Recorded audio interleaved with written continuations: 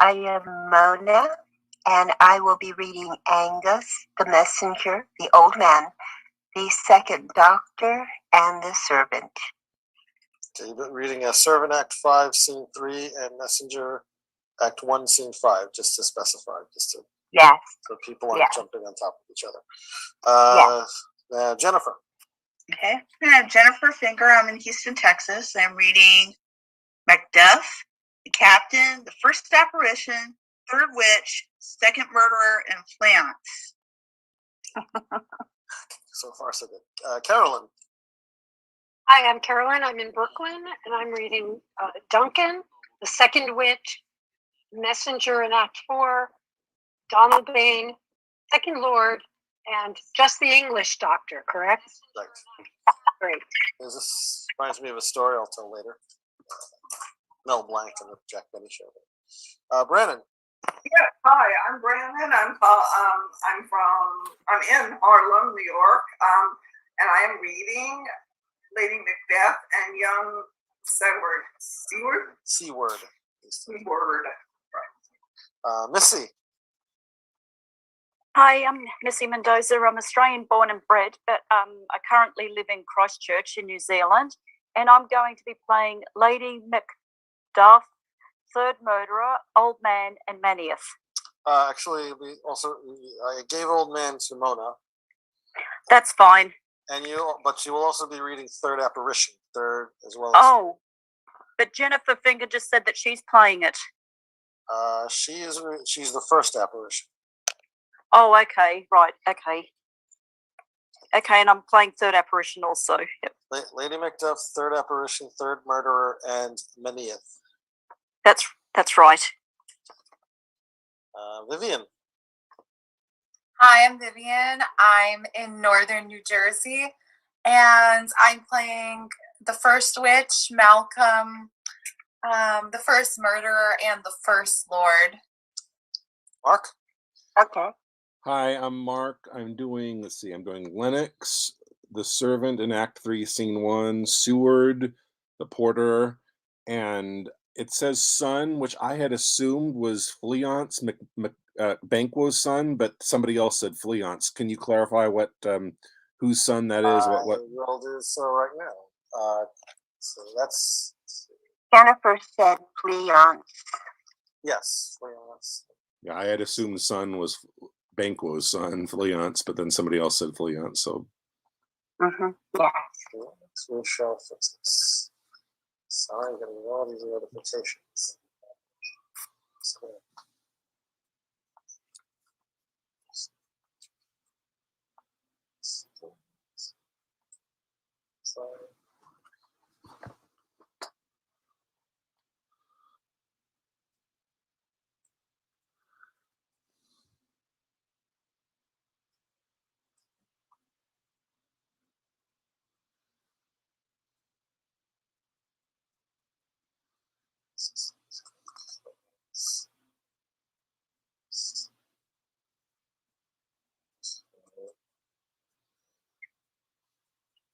Okay, as best as I can piece together, because this says Fleance, but it also says under Lady Macduff, their son. Okay, so Macduff's son. Okay, I got it.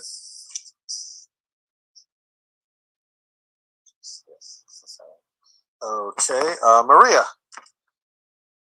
Hello, I'm Maria. I am in the Bronx, and I will be reading Ross, Gentlewoman, Messenger in Act 5, Scene 5, and the second apparition. Jeffrey. Yes, I'm Jeffrey. I'm in Brooklyn, and I'll be reading Banco, Soldier, Seaton, and Servant in Act 3, Scene 2, and Messenger in Act 1, Scene 5. I gave Messenger Act 1, Scene 5 to Mona. Okay, so I'll cross that off. Yes, please. And I am Vincent. I am the Playmaster. I will be reading Macbeth, Caithness, Hecate, the Warlock, and I will also be reading stage directions. And we are recording, if that's okay with everybody. And without further ado, Macbeth by William Shakespeare, Act 1, Scene 1. Thunder and lightning enter three witches. When shall we three meet again, in thunder, lightning, or in rain? When the hurly-burly's done, when the battle's lost and won. That will be ere the set of sun. Where the place? Upon the heath. There to meet with Macbeth. I come, grey Malkin. Paddock calls. Anon. Fair is foul, foul is fair. Covered Over through the fog and filthy air. They exit. Scene 2. Alarm within. Enter King, Duncan, Malcolm, Donald Bain, Lennox, and attendants meeting a captain. What bloody man is that? He can Wait, I'm report. Duncan. Oh, sorry. Carolyn is Duncan. Jeffrey. Oh, I'm sorry. I made a mistake. What Sorry. bloody man is that? He can report, as seemeth by his plight of the revolt, the newest state. This is the sergeant who, like a good and hardy soldier, fought against my captivity. Hail, brave friend. Say to the king the knowledge of the broil as thou didst leave it.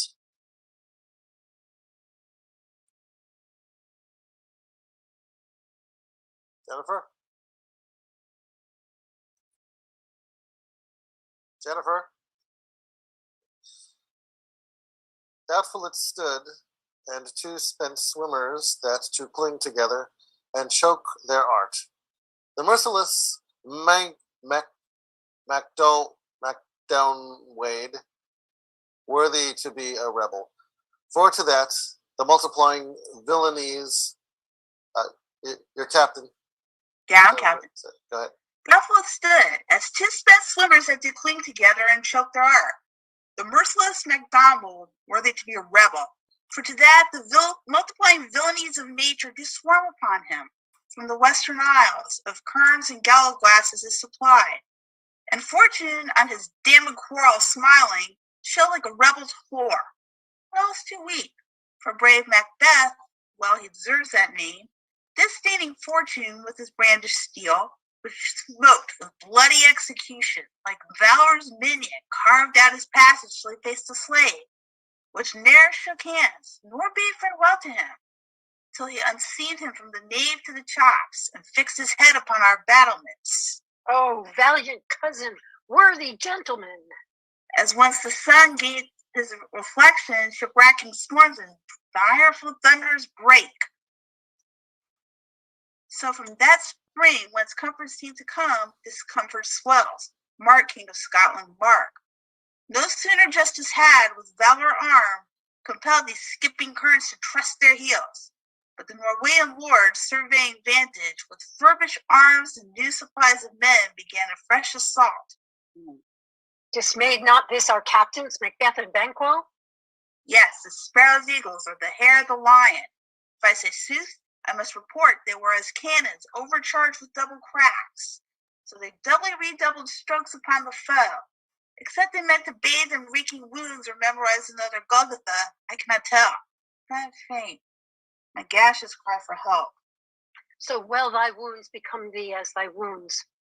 They smack of honor both. Go, get him surgeons. Captain is led off by attendants. Enter Ross and Angus. Oh, who comes here? The worthy Thane of Ross. What a haste looks through his eyes. So should he look that seems to speak things strange. God save the king. Whence camest thou, worthy Thane? From Fife, great king, where Norwegian banners flout the sky and fan our people cold. Norway himself, with terrible numbers, assisted by that most disloyal traitor, the Thane of Cawdor, began a dismal conflict, till that Bellona's bridegroom, lapped in proof, confronted him with self-comparisons, point against point, rebellious arm against rebellious arm, curbing his lavish spirit, and to conclude, the victory fell on us. Great happiness. That now, Swano, the Norway's king craves composition. nor would he deign him burial of his men till he disturbed at St. Comb's Inch $10,000 to our general's use.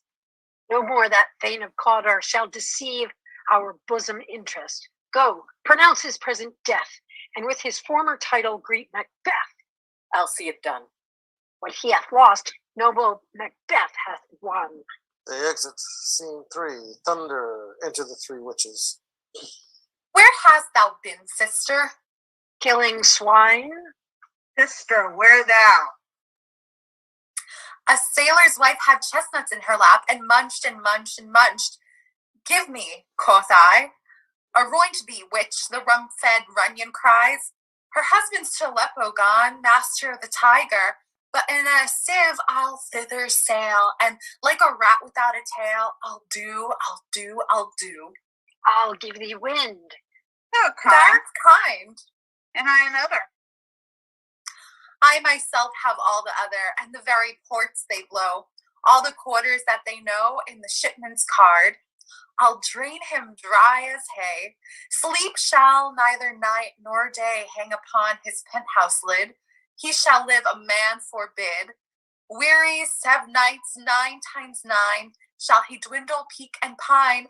Though his bark cannot be lost, yet it shall be tempest tossed.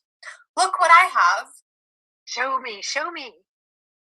Here I have a pilot's thumb, wrapped as homeward he did come. Drum within. A drum, Macbeth doth come. The weird sisters, hand in hand, coasters of sea and land. Thus to go about, Christ to thine and Christ to mine, and Christ again to make up 9. Peace, the charms wound up. Enter Macbeth and Banquo. So foul and fair a day I have not seen. How far is it, Colta Fortis? What are these, so withered and so wild in their attire, that they look not like the inhabitants of the earth? Are we on it? Live you? Or are you what that man in question? You seem to understand me, but at once her choppy finger laying upon her skinny lips, you should be women, and yet your beards forbid me to interpret that you are so. Speak if you can. What are you? All hail Macbeth. Hail to thee, Thane of Glamis. All hail Macbeth. Hail to thee, Thane of Cawdor. All hail Macbeth, that shall be king hereafter.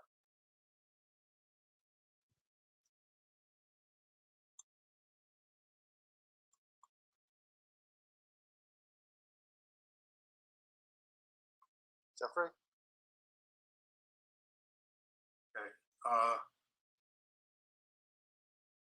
Is it right? How far it is? Good sir, why do you start? Oh, I'm sorry. Good sir, why do you start and seem to fear? The name, the truth, are you fantastical? Or that indeed, which outwardly you show, my noble partner, you greet with presence and such great prediction of noble having of royal hope, that he seems racked withal. To me, you speak not. If you can look into the seeds of time and say which grain will grow and which will not, speak then to me, whether nigh beg nor fear your favors nor your hate. Hail. Hail. Hail. Lesser than Macbeth and greater. Not so happy, yet much happier. Thou shalt get kings, though thou be none. So all hail Macbeth and Banquo. Banquo and Macbeth, all hail. Stay, you imperfect speakers. Tell me more. By Sinel's death I know. I am Thane of Glamis. But how of Cawdor? The Thane of Cawdor lives a prosperous gentleman, and to be king stands not within the prospect of belief. No more than that's to be Cawdor. Say, from whence you owe this strange intelligence, or why upon this blasted heath you stop our way. with such prophetic greeting? Speak, I charge you, which is vanished. The earth hath bubbles, as the water has, and these are them. Whither thou are they vanished? Into the air, and what seemed corporal melted as breath into the wind. Would they had stayed? Were such things here as to we speak about? Or have we eaten on the insane root that takes the reason prisoner? Your children shall be kings, You shall be king. and Thane of Cawdor too, when it's not so. To the self-same tune and words. Who's here? Enter Ross and Angus. The king hath happily received Macbeth the news of thy success, and when he reads thy personal venture in the rebels' fight, his wonders and his praises do contend which should be thine or his. Silence with that, in viewing o'er the rest of the self-same day, he finds thee in the stout Norwegian ranks, nothing afeard of what thyself didst make. Strange images of death, as thick as tale came post with post, and every one did bear thy praises in his kingdom's great defense, and poured them down before him. We are sent to give thee from our royal master thanks, only to herald thee into his sight, not pay thee. And for an earnest of greater honor, he bade me from him call thee Thane of Cawdor, in which addition hail, most worthy Thane, for it is thine. What can the devil speak true? The Thane of Cawdor lives. Why do you dress me in borrowed robes? Who was the Thane lives yet, but under heavy judgment bears that life which he deserves to lose, whether he was combined with those of Norway, or did line the rebel with hidden help and vantage, or that with both he labored in his country's wreck, I know not, but treason's capital confessed and proved have overthrown him. Lodus and Thane of Cawdor, the greatest is behind. Thanks for your pains. Do you not hope your children shall be kings, when those that gave the Thane of Cawdor to me promised no less to them? That trusted home might yet enkindle you until the crown, besides the Thane of Cawdor. But 'tis strange, and oftentimes to win us to our harm, the instruments of darkness tell us truths, win us with honest trifles to betrays in deepest confidence. Consequence. Cousins, a word, I pray you. Two truths are told as happy prologues to the swelling act of the imperial theme. I thank you, gentlemen. This supernatural soliciting cannot be ill, cannot be good. If ill, why hath it given me earnest of success? Commencing in the truth, I am Thane of Cawdor.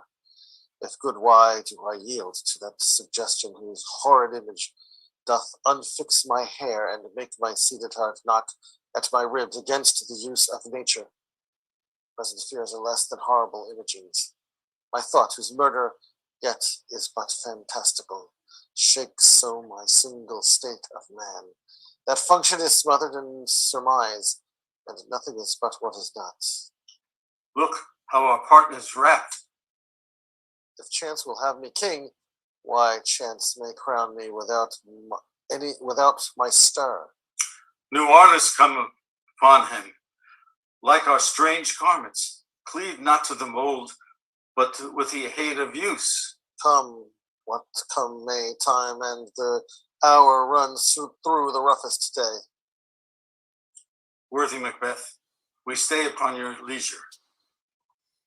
Give me your favor.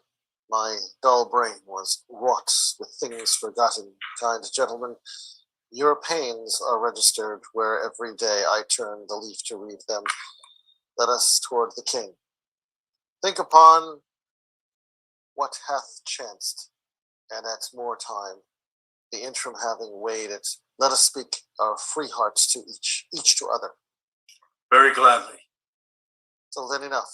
Come, friends. They exit. Scene 4. Flourish. Enter King Duncan, Lennox, Malcolm, Donald Bain, and attendants. Is execution done on Cawdor? Are not those in commission yet returned? My liege, they are not yet come back, but I have spoke with one that saw him die, who did report that very frankly he confessed his treasons, implored your highness pardon, and set forth a deep repentance. Nothing in his life became him like believing it. He died as one that had been studied in his death, to throw away the dearest thing he owed as 'twere a careless trifle. There's no art to find the mind's construction in the faith. He was a gentleman on whom I build an absolute trust. Enter Malcolm, Banquo, Ross, Macbeth, Banquo, Ross, and Angus. Oh, worthiest cousin, the sin of my ingratitude even now weighs heavy on me. Thou art so far before that swiftest wing of recompense is slow to overtake thee. Wouldst thou hadst less deserved, that the proportion of both of thanks and payment might have been mine. Only I have left to say, more is thy due than more than all can pay. The service and the loyalty I owe is, in doing it pays itself. Your Highness's part is to receive our duties, and our duties are to your throne and state, children and servants, which do but what they should by doing everything safe toward your love and honor. Welcome hither. I have begun to plant thee and will labor to make thee full of growing. Noble Banquo, thou hast no less deserved, nor must be known no less to have done so. Let me enfold thee and hold thee to my heart. There, if I grow, the harvest is your own. My plenteous joys, wanton in fullness, seek to hide themselves in drops of sorrow. Sons, kingsmen, thanes, and you, whose places are the nearest, know we will establish our estate upon our eldest, Malcolm, whom we name hereafter the Prince of Cumberland, which honor must not unaccompanied invest him only, but signs of nobleness like stars shall shine on all deservers, from hence to Inverness, and bind us further to you. The rest is labor which is not used for you. I'll be myself the harbinger, and to make joyful the hearing of my wife with your approach. So humbly take my leave. My worthy Cawdor. The Prince of Cumberland. That is a step on which I must fall down or else overlap. For in my way it lies. Stars hide your fires. Let not light see my black and deep desires. The eye wink at the hand, and let that be which the eye fears when it is done to see. He exits. True worthy Banquo, he is full so valiant, and in his commendations I am fed. It is a banquet to me. Let's after him, whose care is gone before to bid us welcome. It is a peerless kinsman. Flourish, they exit. Scene 5. Enter Macbeth's wife alone with a letter. They met me in the day of success, and I have learned by the perfectest report they have more in them than mortal knowledge. When I burned in desire to question them further, they made themselves air into which they vanished. While I stood wrapped in the wonder of it, came missives from the king, who all hailed me, Thane of Calder, by which title before these weird sisters saluted me, and referred me to the coming on of time with, "Hail, King that shall be." This have I thought good to deliver thee, my dearest partner of greatness, that thou mightst not lose the dues of rejoicing by being ignorant of what greatness is promised thee. Lay it to thy heart and farewell. Famous thou art, and Calder, and shalt be what thou art promised. Yet I do fear thy name. It is too full of the milk of human kindness to catch the nearest way. Thou wouldst be great, art not without ambition, but without the illness should attend it. But thou wouldst highly that wouldst thou holily wouldst not play false, and yet wouldst wrongly win. Thou wouldst have great Glamis, that which cries, thus thou must do if thou have it, and that which rather thou dost fear to do than wishes should be undone. Fly thee hither, that I may pour my spirit in thine ear, and chastise with the valor of my tongue all that impedes thee from the golden round with which fate and metaphysical aid doth seem to enter, to have thee crowned withal. What is your tidings? The king comes here tonight. Thou art mad to say it. Is not thy master with him?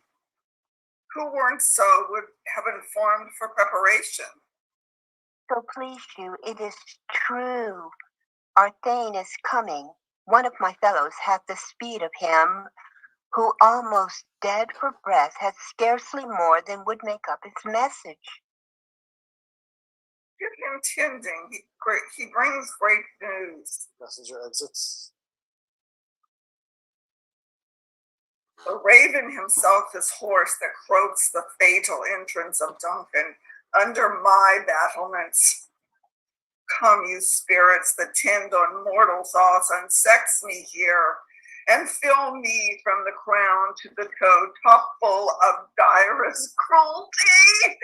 Oh, make thick my blood, stop up the excess and passage to remorse, that no compunctious visitings of nature shake my fell purpose, nor keep peace between the effect and it. Come to my women's breasts and take my milk for gall, you murdering minsters. Whatever in your sightless substances you wait on nature's mischief. Come, thick night, and pall thee in the damnedest smoke of hell, that may keen knives thee not the wounded make, nor heaven peep through the blanket of the dark to cry, hold, hold. Enter Macbeth. Great Glamis, worthy Calder, greater than both by the all hail hereafter. Thy letters have transported me beyond the ignorant present, and I feel now the future is the instant. My dearest love, Duncan comes here tonight. And where goes hence? Tomorrow, as he purposes. Oh, never shall sun that morrow see. Your face, my Thane, is as a book where men may read strange matters. To beguile the time, look like the time. Bear welcome in your eye. Your hand, your tongue, look like the innocent flower, but be the serpent under it. He that coming must be provided for, and you shall put this night's great business into my dispatch, which shall be all our nights and days to come, given solely sovereign sway and masterdom. We will speak further. Only look up clear, to alter favor ever is to fear. Leave all the rest to me. They exit. Scene 6. Hawk, boys, and torches. Enter King Duncan Malcolm, Donalbain, Banquo, Lennox, Macduff, Ross, Angus, and attendants. This castle hath a pleasant seat. The air nimbly and sweetly recommends itself unto our gentle senses. This guest of summer, the temple haunting martlet, does approve. By his love masonry, that the heaven's breath smells wooling here. No jutty, frieze, buttress, nor coign of vantage, but this bird hath made his pendant bed and procreant cradle, where they must breed and haunt. I have observed, the air is delicate. Enter Lady Macbeth. See our honored hostess. The love that follows us sometime is our trouble, which still we thank as love. Herein I teach you how you shall bid God build us for your pains and thank us for your trouble. All our service and every point twice done and then done double. We're poor in single business to contend against thy honors deep and broad, wherewith your majesty loads our house for those of old, and the late dignities heaped up to them. We rest your hermits. Where's the Thane of Cawdor?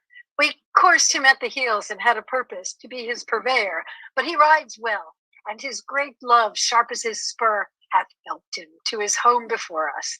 Fair and noble hostess, we are your guest tonight. Oh, your servants ever have theirs themselves, and what is theirs in income to make their audit at your highness's pleasure, still to return your own. Give me your hand. Conduct me to mine host. We love him highly, and shall continue our graces toward him. By your leave, hostess. They exit. Scene 7. Hot boys, torches, enters sewer and divers servants. The dishes and servants are with the stage. Then enter Macbeth. If it were done when 'tis done, then 'twere well, it were done quickly.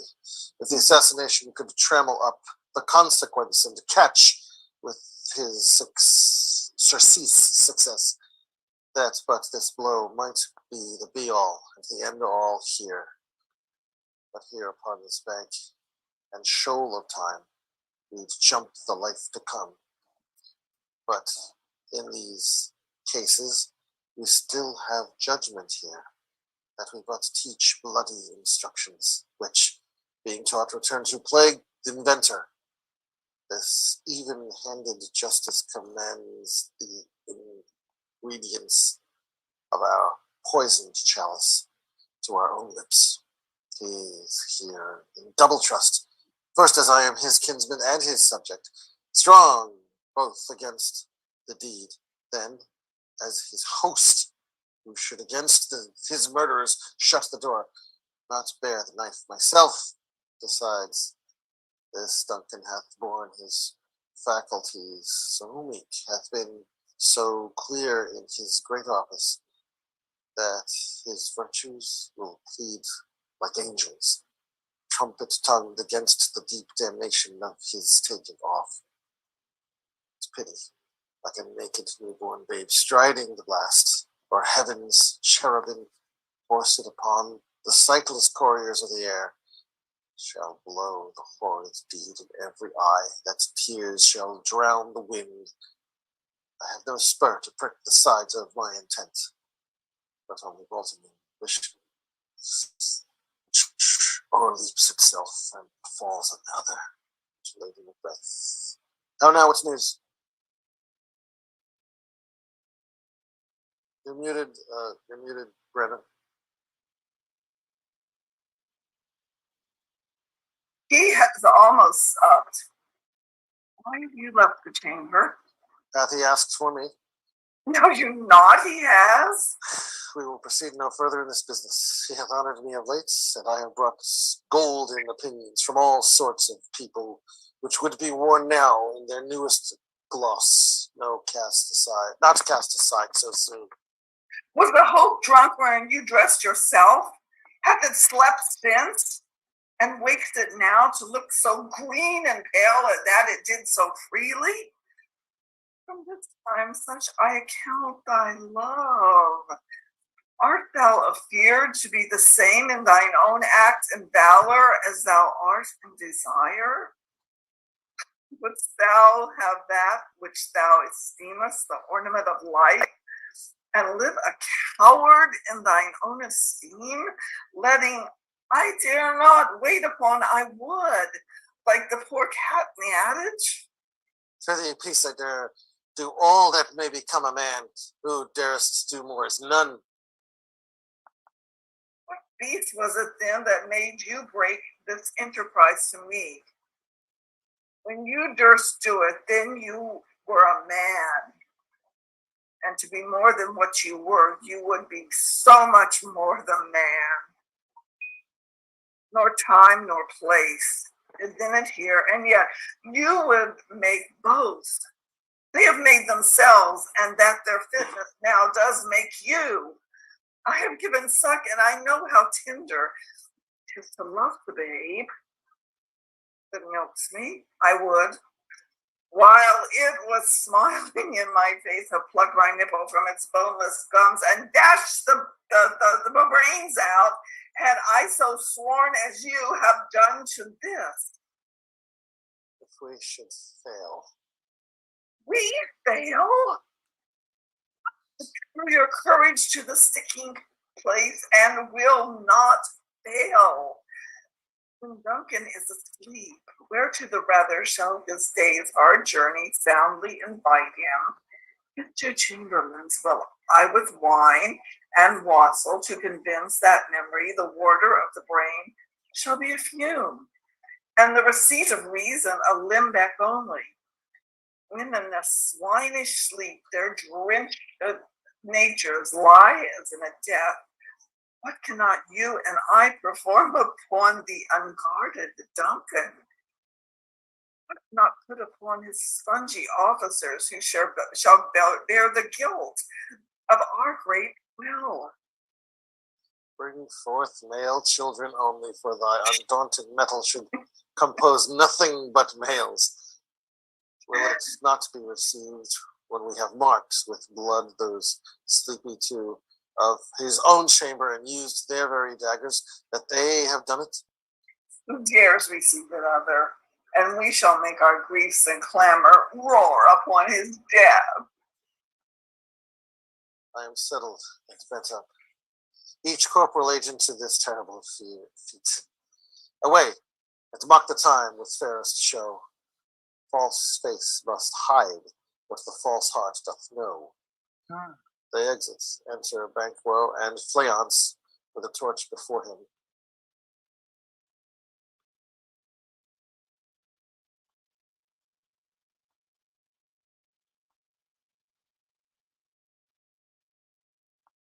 Geoffrey? How goes the night, boy? Moon is down. I have not heard the clock. And she goes down at 12. I take this later, sir. Hold, take my word. Their husbandry in heaven. The candles are all out. Take thee that too. A heavy summons lies like lead upon me, and yet I would not sleep. Merciful powers, restrain in me the cursed thoughts that nature gives away to in repose. Enter Macbeth and the servant with a torch.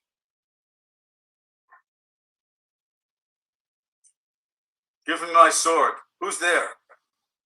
A friend. What, sir? Not ye yet at rest? The king's abed. He hath been an unusual pleasure, and sent forth great largesse to your offices. This diamond he greets you with your wife withal, by the name of most kind of hostess, and shut up in measure of this content. Is Macbeth the jewel. Being unprepared, our will became the servant to the effects which else should free have wrought. All's well. I dreamt last night of the three weird sisters. To you, they have showed some truth. I think not of them. Yet, when we can entreat an hour to serve, we would spend it in some words upon that business, if you would grant the time. At your kindest leisure. If you shall cleave to my consent, when 'tis it shall make honor for you. So I lose none in seeking to augment it, but still keep my bosom franchised and allegiance clear. I shall be counseled. Good repose the while. Thanks, sir. The like to you. Banquo and Fleance exit. Go bid to thy mistress when my drink is ready. She strike upon the bell. Get thee to bed. Is this a dagger which I see before me? The handle toward my hand. Come, let me clutch thee. I have thee not, and yet I see thee still. Thou art not fatal vision, sensible to feeling as to sight. Or art thou but a dagger of the mind, a false creation, proceeding from the heat-oppressed brain? I see thee yet, in form as palpable as the which now I draw. Thou marshallest me the way that I was going, and such an instrument I was to use. Mine eyes are made the fools of the other senses, or sense worth all the rest. I see thee still, and on thy blade and dungeon ghouls of blood, which was not so before. There's no such thing. It is the bloody business which informs thus to mine eyes now, or the one half world nature seems deed. The wicked dreams abuse the curtained sleep. Witchcraft celebrates pale Hecate's offerings, and withered murder, alarmed I gaze, seeth the wolf, whose howls his watch, thus with his stealthy pace. With Tarquin's ravishing strides towards his design, moves like a ghost, thou sure in firm set earth, hear not my steps, which way they walk for fear. They thy very stones prates of thy whereabouts, and take the present horror from the time, which now suits with it, whilst I threat he lives. Words to the heat of deeds, too cold breath gives. The bell rings. I go, and it is done. The bell invites me. Hear it not, Duncan, for it is a knell that summons thee to heaven or to hell. The exits. Enter Lady Macbeth. Scene 2, enter Lady Macbeth. That which hath made them drunk hath made me bold. What hath quenched them hath given me fire. Mark.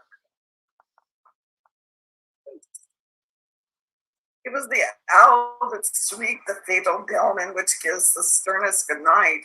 He is about it. The doors are open, and the surfeitous grooms do mock their charge with snores. I have drugged their pussings, that death and nature do contend about them, whether they live or die. Who's there? What ho? Alack, I am not afraid they have awakened, and 'tis not done. The attempt and not the deed confounds us. Hark! I laid their debtors ready. He could not miss them.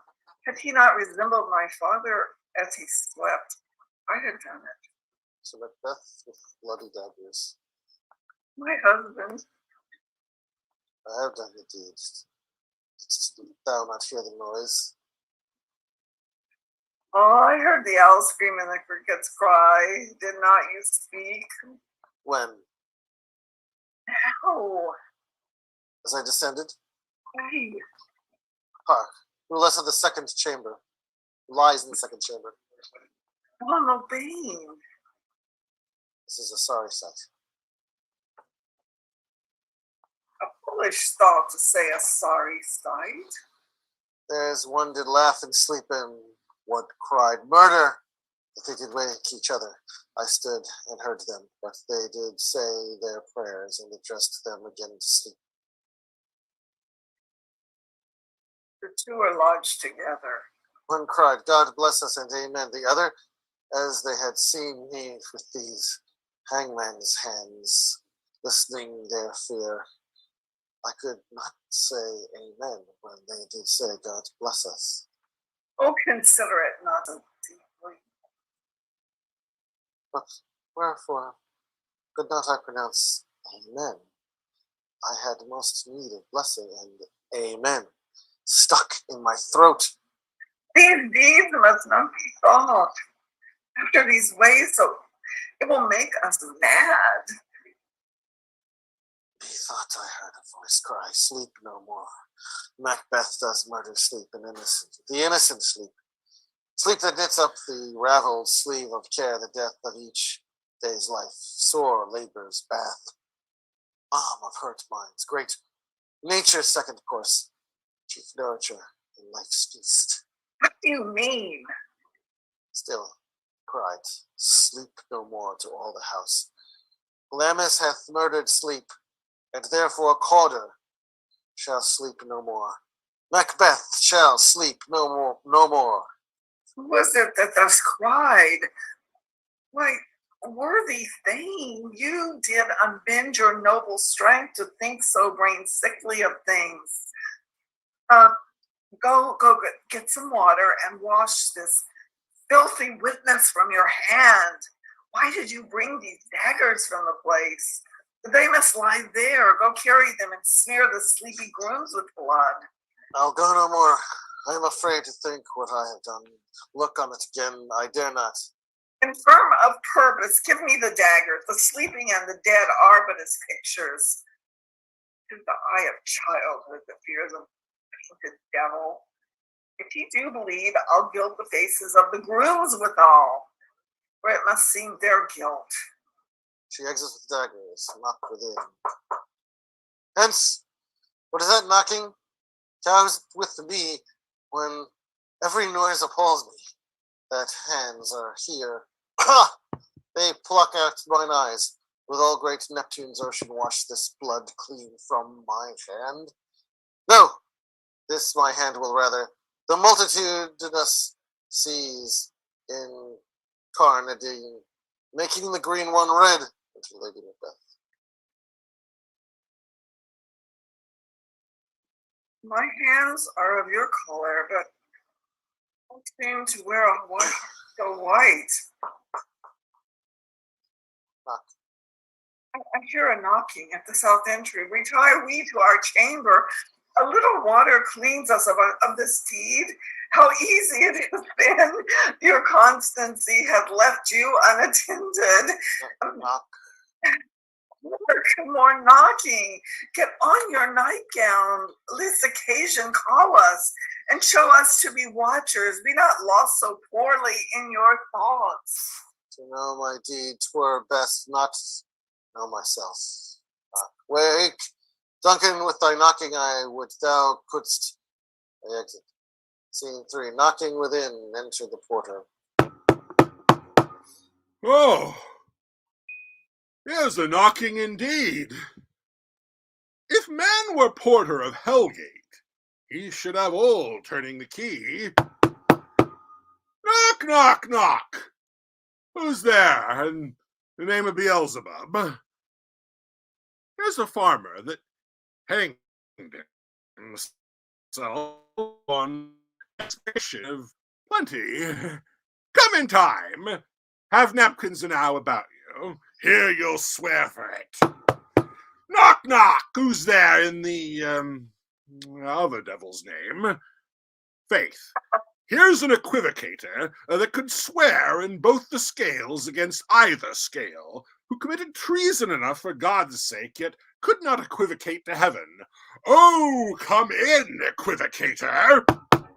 Knock, knock, knock! Who's there? Faith, here's an English tailor come hither for stealing out a French hose. Come in, tailor. Here you may roast your goose. Knock, knock. Ever a quiet. What are you? But this place is too cold for hell.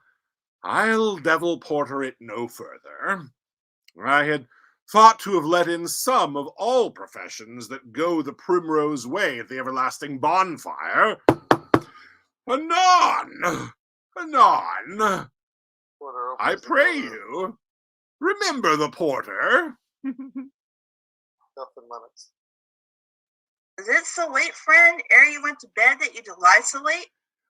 Faith, sir, we were carousing till the second cock. And drink, sir, is a good provoker of three things. What three things does drink especially provoke? Marry, sir, nose painting, sleep, and urine. Lechery, sir, it provokes, and unprovokes. It provokes the desire, but it takes away the performance.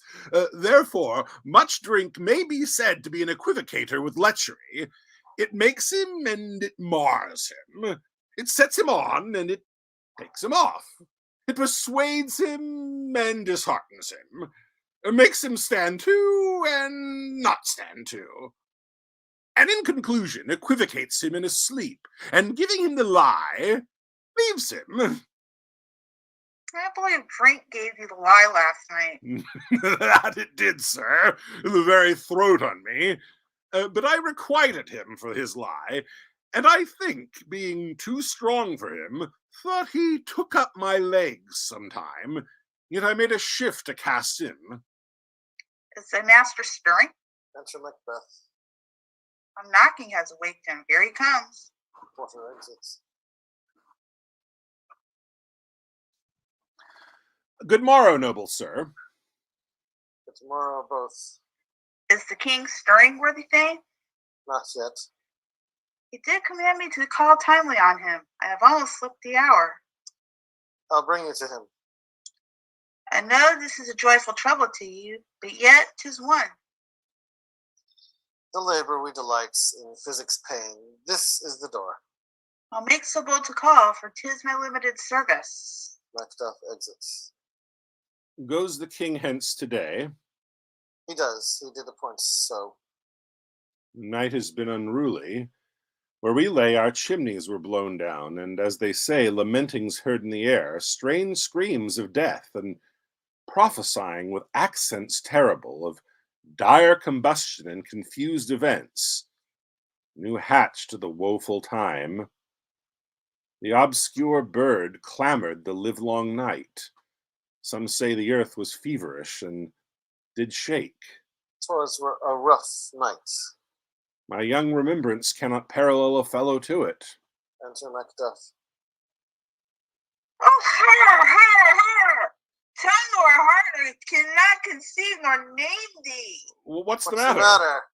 Confusion now has made his masterpiece. Most sacrilegious murder has broke up the Lord's anointed temple and stole thence the life of the building. What's 'tis you say? Thy life? Mean you his majesty? Approach the chamber and destroy your sight with a new gorgon. Do not bid me speak. See and then speak yourselves. Macbeth and Lennox exits. Awake! Awake! Ring the alarm bell! Murder and treason! Banquo, Donalbain, Malcolm, awake! Shake off this downy fleet, death's counterfeit, and look on death itself. Up! Up! And see the great image. Malcolm, Banquo, as from your graves, rise up and walk like sprites to countenance this horror. Ring the bell! Bell rings. Enter Lady Macbeth. What is this business that such a hideous trumpet calls to parley the sleepers of the house? Speak. Oh, gentle lady, 'tis not for you to hear what I can speak. A repetition in a woman's ear would murder as it fell. Oh, Banquo, our royal master's murder. Whoa, alas, what's in our house? Too cruel anywhere. Dear Duff, I prithee, contradict thyself, and say it is not so. Enter Macbeth, Lennox, and Ross. Had I but died an hour before this chance, I had lived a blessed time. For from this instant there's nothing serious in mortality. All is but toys, renown and grace is dead. The wine of life is drawn, and the mere lees is left this folk to brag off. Enter Malcolm and Donalbain. What is amiss? You are, and do not know it. The spring, the head, the fountain of your blood is stopped. The very source of it is stopped. Your royal father's murdered. Oh, by whom? Those of his chamber, as it seemed, had done it. Their hands and faces were embadged with blood, so were their daggers, which, unwiped, we found upon their pillows. They stared and were distracted. No man's life was to be trusted with them. Oh, yet I do repent me of my fury that I did kill them. Wherefore did you so? Who can be wise, amazed, temperate, and furious, loyal and neutral in a moment? No man. The expedition of my violent love outrun the pause of reason. Here lay Duncan, his silver skin laced with his golden blood, and his gashed stabs looked like a breach in nature. For ruin's wasteful entrance, there the murderers steeped in the colors of their trade, their daggers unmanly breached with gore. Who could refrain that had a heart to love, and in that heart courage to makes love known? Look to the lady. Why do we hold our tongues that most may claim this argument for ours? What should be spoken here, where our fate, hid in an auger hole, may rush and seize us? Let's away. Our tears are not yet brewed. Nor our strong sorrow upon the foot of motion. Look to the lady, and when we have our naked frailties hid, that suffer an exposure, let us meet and question this most bloody piece of work. To know it further, fears and scruples shake us. In the great hand of God I stand, and thence against the undivulged princes I fight of treasonous malice. And so do I. So all. So all. Let's briefly put on manly readiness and meet the hall together. Well Well contented. contented. All but Malcolm and Donald Bain exit. What will you do? Let's not consort with them. To show an unfelt sorrow is an office which the false man does easy. All to England. To Ireland, I. Our separated fortune shall keep us both the safer. Where we are, there's daggers and men's smiles. The near in blood, the nearer bloody. This murderous shaft that's shot hath not yet lighted, and our safest way is to avoid the aim. Therefore, to horse, and let us not be dainty of leave-taking, but shift away. There's warrant in that theft which steals itself when there's no mercy left. They exit. Scene 4. Enter Ross with an old man.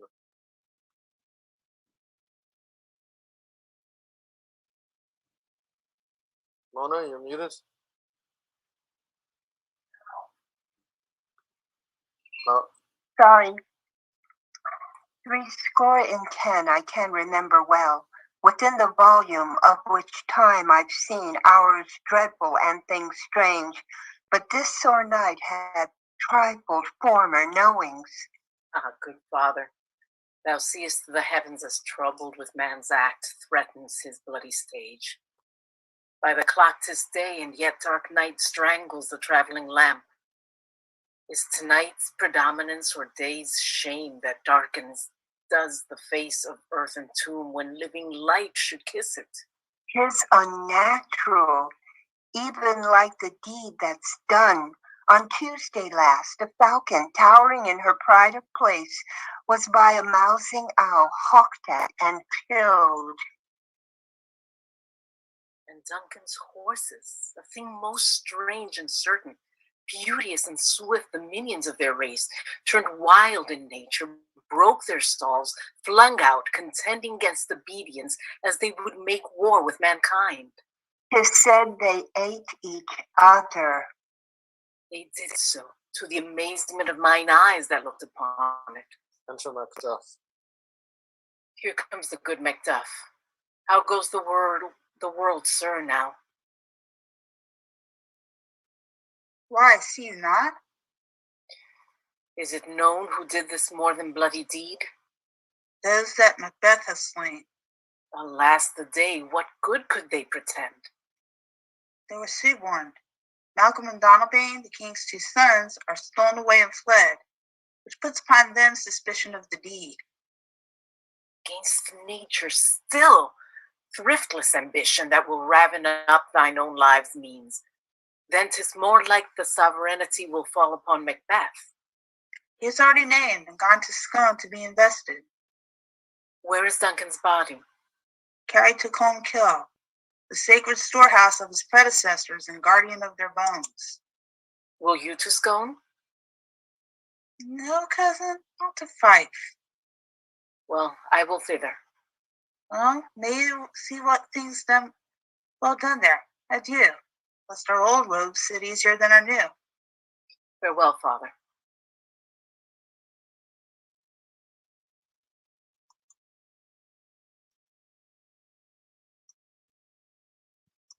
Mona? Sorry. God's benison go with you and with those that would make good of bad and friends of foes. All exits. Scene 1, enter Banquo.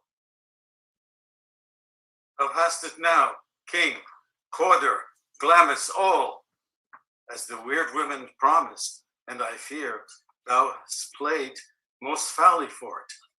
Yet it was said it should not stand in thy posterity, but that myself should be the root and father of many kings.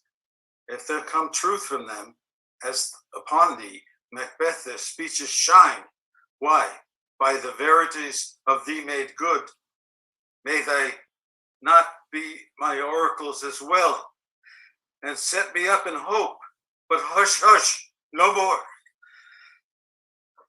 That is sounded. Enter Macbeth as King, Lady Macbeth, Lennox, Ross, lords, and attendants.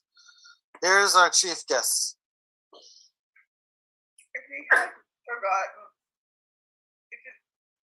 it had been as a gap in our great feast, and all seemed unbecoming.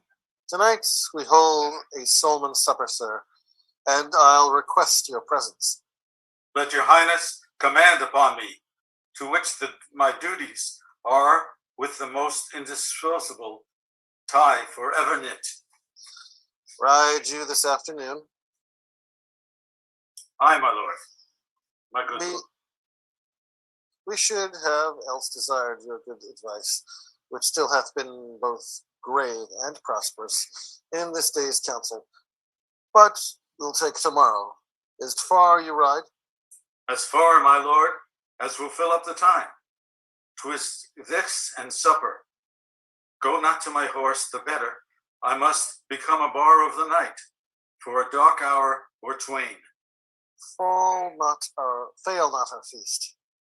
My lord, I will not.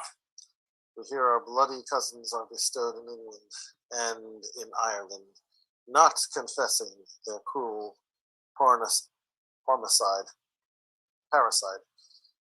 filling their hearers with strange invention. But of that tomorrow, when therewithal we shall have cause of state, craving us jointly. Hie you to horse. Adieu. Till you return at night. Goes Fleance with you? Aye, my good lord. Our time does call upon us. I wish your horse is swift and sure of foot, and so I do commend you to their backs. Farewell. Let every man be master of his time, till 7 at night, to make society the sweeter welcome. We will keep ourselves till supper time alone. While then, God be with you, lords, and all but Macbeth's servant exit. Sirrah, a word with you. Attend those men our pleasure. They are, my lord, without the palace gate. Bring them before us, servant exits. To be thus is nothing but to be safely thus. Our fears in Banquo stick deep, and in his royalty of nature reigns that which would be feared. 'Tis much he dares. But to that dauntless temper of his mind, he hath a wisdom that doth guide his valor to act in safety. There is none but the whose being I do fear, and under him my genius is rebuked. As it is said, Mark Antony's was by Caesar.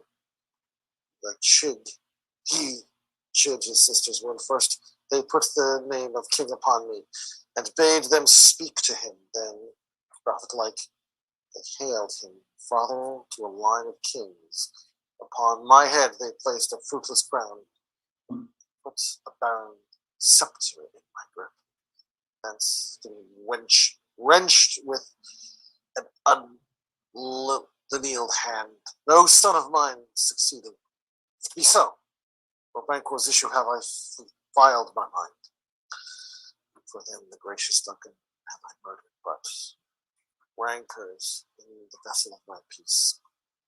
Only for them, my eternal jewel, given to the common enemy of man to make them kings, seeds of Banquo kings, rather than so. Come fate into the list, to champion me to utterance. Who's there? Your servants and 2 murderers. Now, go to the door and stay there till we call. Servant exits. Was it not yesterday we spoke together? It was, so please your highness. Well then, now have you considered of my speeches? Know that it was he, in the times past, which held you so under fortune, which you thought had been our innocent self. This I made good to you in our last conference past in probation with you. How you were born in hand, how crossed the instruments, who wrought with them, and all things else that might to half a soul and to a notion crazed say, this is Banquo. You made it known to us. I did so, and went further, which is now our point of second meeting. Do you find your patience so predominant in your nature that you can let this go? Are you so gospelled to pray for this good man and for his issue, whose heavy hand hath bowed you to the grave and beggared yours forever? We are men, my liege. Aye. In the catalogue you go for men, as hounds and greyhounds, mongrels, spaniels, curs, softs, water rugs, and demi-wolves are clept, all by the name of dogs. The valued file distinguishes the swift, the slow, the subtle, the housekeeper, the hunter, every one according to the gift which bounteous nature hath in him closed, whereby he does receive particular edition from the bill that writes them all alike. And so of men now, if you have a station in the file, not in the worst rank of manhood, say, and I will put that business in your bosoms, whose execution takes your enemy off, grapple to the heart and love of us, who wear our health but sickly in his life, which in his death were perfect. I am one, my liege. The vile blows and buffets of the world have so incensed that I am reckless what I do to spite the world. And I another, so weary with disasters, tugged with fortune, that I would set my life on any chance to mend it or be rid of it. Both of you know Banquo was your enemy. True, my lord. True, my lord. So he is mine, and in such bloody distance that every minute of his being thrusts against my nearest for life.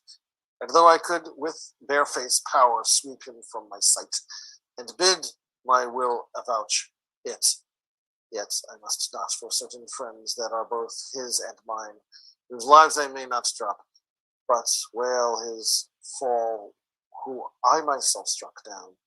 And thence it is that I to your assistance do make love, masking the business from the common eye, for sundry weighty reasons. We shall, my lord, perform what you command us. Though our lives... Your spirits shine through you. Within this hour at most, I will advise you where to plant yourselves, acquaint you with the perfect spy at the time. The moment on it, for it must be done tonight. And something from the palace always thought that I require a clearness, and with him to leave no rubs nor botches in the work. Fleance, his son, that keeps him company, whose absence is no less material to me than is his father's, must embrace the fate of that dark hour. Resolve yourselves apart. I'll come to you anon.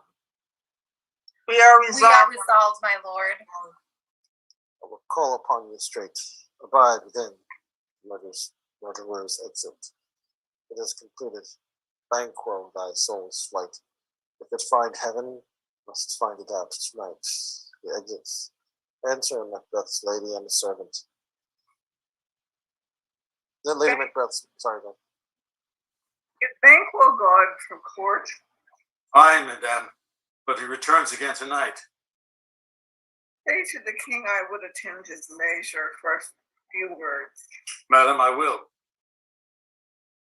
Lots had all spent. Where our desire is got without content, it's safer to be that which we destroy than by destruction dwell in doubtful joy. Oh, now, my lord, why do you keep alone? Of sorry as fancies your companions making, using those thoughts which should indeed have dined with them they did think on. Things without all remedy should be without regard. What's done is done. We have scorched the snake, not killed it.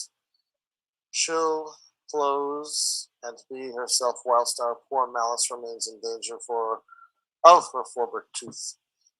But let the frame of things disjoin, both the worlds suffer. Here we will eat our meal in fear and sleep, in the affliction of these terrible dreams that snakes us snakely. Better be with the dead, whom we to gain our peace have sent to peace, than on the torture of the mind to lie in restless ecstasy. Duncan is in his grave. After his life's fitful fever, he sleeps well.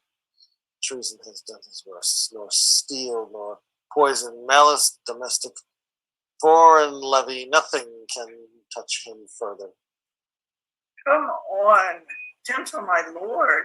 Stick all your rugged looks by bright and jovial among your guests tonight. So shall I. Love, and so I pray be you. Let your remembrance apply to Banquo, present in eminence, both with eye and tongue unsafe, the while that we must lave our honors in these flattering streams and make our faces visards to our hearts, disguising what they are. You must leave this. Oh, full of scorpions in my mind, dear wife. Thou knowest that Banquo and his Fleance lives. But in them nature's copy is not etern. There's comfort yet, they are assailable. Then be thou jocund. Ere the bat hath flown his cloistered flight ere to black, Hecate summons the shard-born beetle with his drowsy hums. Hath rung tonight's yawning peal. There shall be done that deed of dreadful. What's to be done? Be innocent of the knowledge, dearest Chuck, till thou applaud the deed. Come, sealing light, scarf up the tender eye of pitiful day, and with a bloody and invisible hand cancel and tear to pieces that great bond which keeps me pale, like thickens and the crow makes wing rocky wood. Things of day begin to drop into drowse, whiles night's black agents to their praise do browse. Oh, marvelous that my words But hold thee still, things bad begun to make strong themselves by ill. So prithee, go with me. They exit. Scene 3, enter 3 murderers. But who did bid thee join with us? Macbeth. He needs not our mistrust, since he delivers our offices and what we have to do to the direction just. Then stand with us. The west yet glimmers with some streaks of day. Now spurs the lated traveler apace to gain the timely inn, and near approaches the subject of our watch. Hark, I hear horses. Give us a light there, ho! Then 'tis he. The rest that are within the note of expectation already are in the court. His horses go about. Almost a mile, but he does usually. So all men do from hence to the palace gate make it their walk. Enter Brankborn Fleance with a torch. A light! A light! 'Tis he. Stand to it. It will be rain tonight. Let it come down. 3 Oh, murderers. treachery. Fly, good Florence, fly, fly. Thou mayst revenge, O slave! He dies, Fleance exits. Who did strike out the light? Was it not the way? There's but one down. The sun is fled. We have lost best half of our affair. Well, let's away and say how much is done. They exit. Scene 4, banquet prepared. Enter Macbeth, Lady Macbeth, Ross, Lennox, lords, and attendants. You know your own degrees. Sit down first and last, the hearty welcome. Thanks to your majesty. Thanks to your majesty. Ourselves will align with society and play the humble host. Our hostess keeps her state, but in best time we will require her welcome. Pronounce it for me, sir, to all our friends. Where my heart speaks, they are welcome. It's the first murderer to the door. See, they encounter thee with their heart's thanks. Both sides are even. Here, I'll sit in the midst. Be large in mirth. Anon, we'll drink a measure. To the table round. There's blood upon thy face. 'Tis Banquo's then. 'Tis better thee without than he within. Is dispatched. My lord, his throat is cut. That I did for him. Thou art the best of the cutthroats, yet he is good that he did the like to Fleance. If thou didst it, thou art the non-pluriel. Most royal sir, Fleance is scaped. Then comes my fit again. Life announcement perfect. Whole as the marble, founded as the rock, as broad and general as the casing air.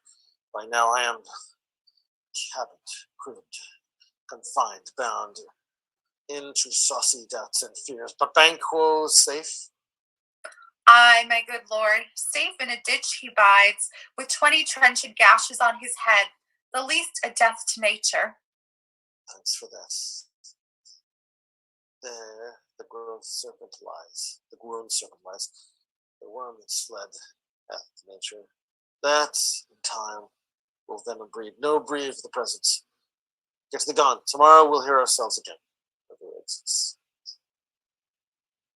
My royal lord, you do not give the cheer of the feast to soul that is not often vouched.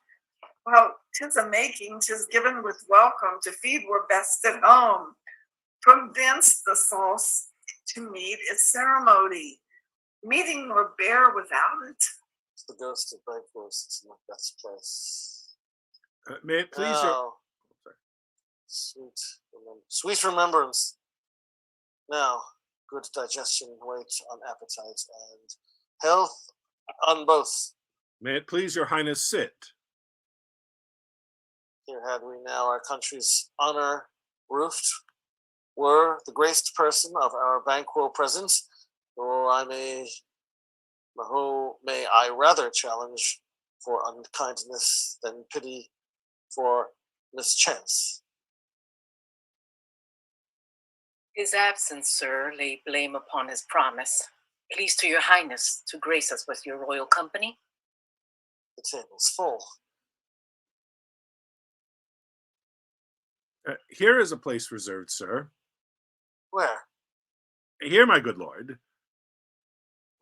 What is it that moves your highness? Which of you have done this? What, my good lord? What, my good lord? Say, I did it. Never shake thy gory locks at me. Gentlemen, rise. His Highness is not well. Oh, Sid, worthy friend, my lord is often thus, and hath been from his youth. Pray you, keep seat. The fit is momentary. Upon a thought he will again be well. If much you note him, you shall offend him and extend his passion. Feed and regard him not. Are you a man? I, and a bold one that dare look on that which might To true fear will well become a woman's story at a winter's fire authorized by her grandam. Shame yourself. Why do you make such faces? When all's done, you look but on a stool. prithee see. There, behold, look. Lo, how say you? Why, what care I, if thou canst nod, speak to? If carnal houses of our graves must send those that we bury back, our monument shall be the moors of kites. What? What a man in folly? If I stand here, I saw him. For shame. Blood hath been shed ere now. The olden time, ere humane statute purged the gentle weak. Aye, and since too, murders have been performed. Too terrible for the ear. The time has been that when the brains were out, the man would die, and there an end. But now they rise again, with 20 mortal murders on their crowns, that push us from our stools. This is more strange than such a murder is. My worthy lord, your noble friends do lack you. I do forget. Do not muse at me, my most worthy friends. I have a strange infirmity which is nothing to those that know me. Come, love and health to all. Then I'll sit down. Give me some wine, fill full, interghost. A drink to the general joy of the whole table, and to our dear friend Banquo, whom we miss, when he were here. To all and him we thirst, and all to all. Our duties and the Our pledge. duties and the pledge. Avaunt, and quit my sight. Let the earth hide thee. Thy nose are marrowless, thy blood cold. Thou hast no speculation in those eyes, which thou dost glare with. Think of this, good peers, but as a thing of custom. 'Tis no other, only it spoils the pleasure of the time. What man dare approach thou, like the rugged Russian bear, the armored rhinoceros, or the high-cricked tiger? Take thy shape but that, and my firm nerves shall never terrible or be alive again. Dare me to the desert with thy sword. If trembling I inhabit, then protest me, the baby of a girl, its horrible shadow, unreal mockery thence, ghost exits. Why so? Being gone, I am a man again, I pray you sit still. Like the mirth broke the good meeting with most admired disorder. Can such things be, and overcome us like a summer's cloud, without our special wonder? You make me strange, even to the disposition that I owe, and now I think you can behold such sights. Keep the natural ruby of your cheeks, when mine is balanced with fear. What sights, my lord? I pray you, speak not. He grows worse and worse. Question enrages him. At once, good night. Stand not upon the order of your going, but go at once. Good night, and better health attend his majesty. A kind good night to all. Lawrence Noel, but Macbeth and Lady Macbeth exit. It will have blood, they say. Blood will have blood. Stones have been known to move, and trees to speak. Augurs and understood relations have, and maggot piles, and troughs, and rocks brought forth the secretest man of blood. What is the what is the night? Almost at odds with morning, which is which.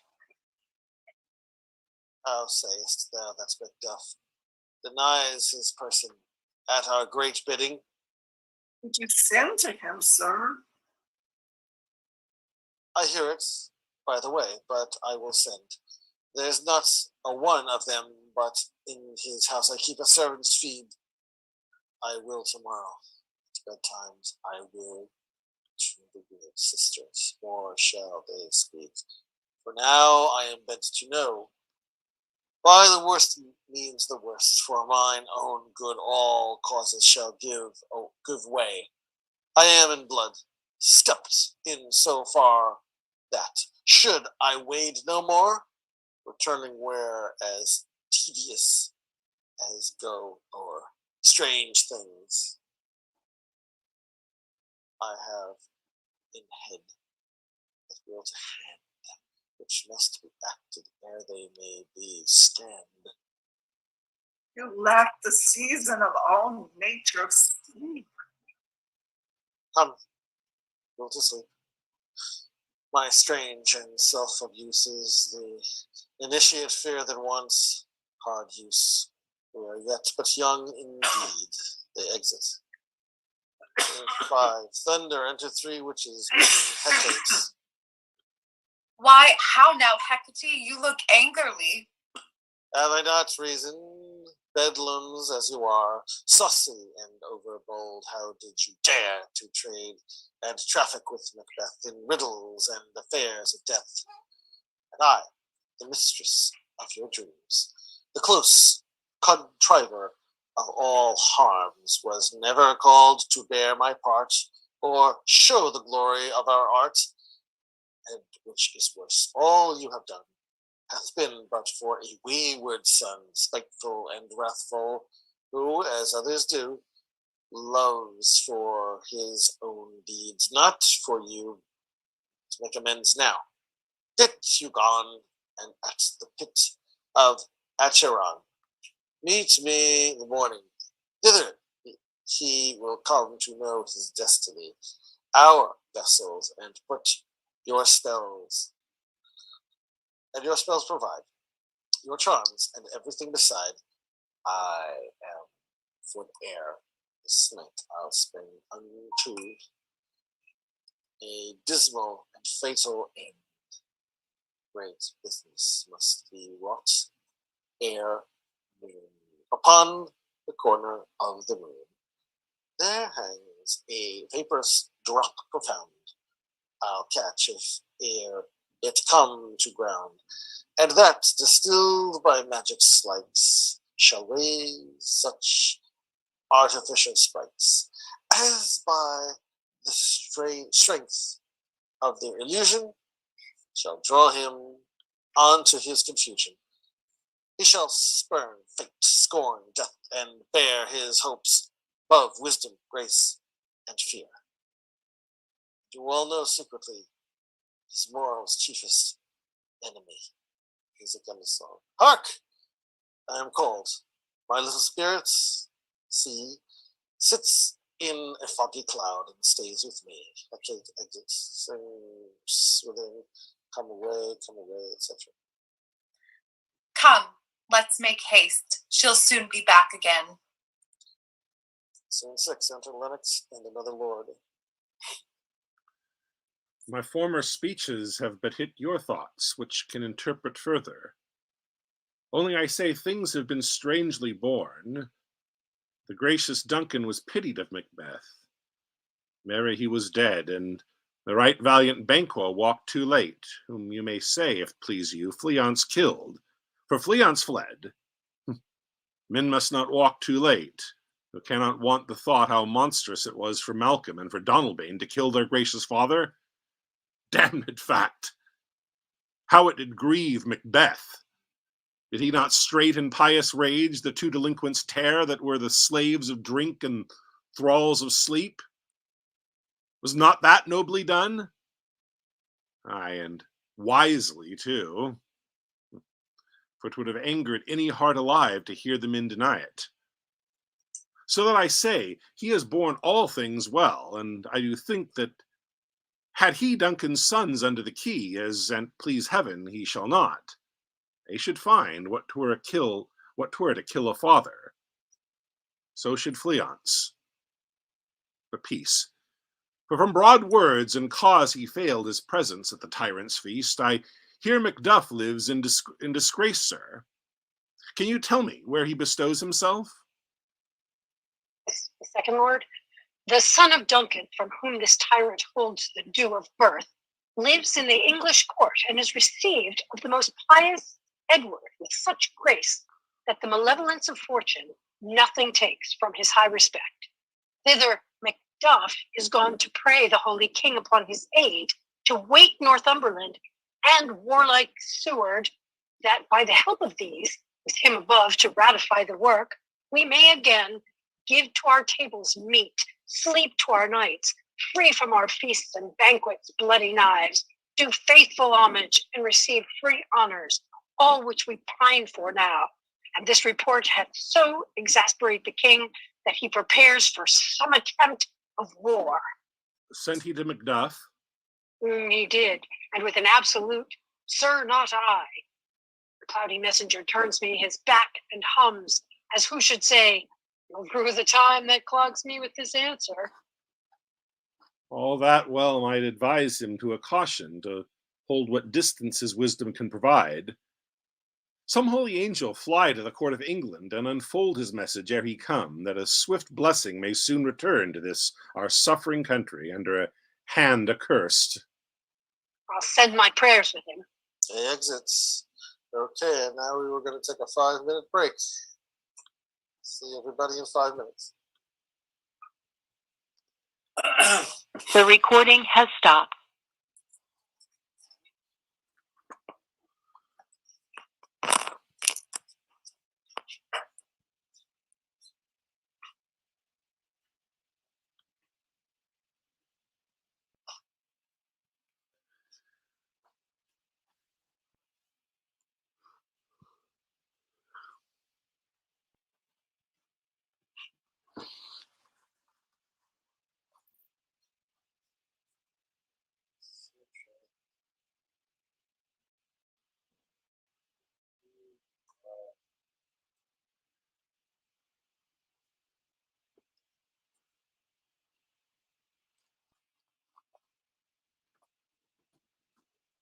All right.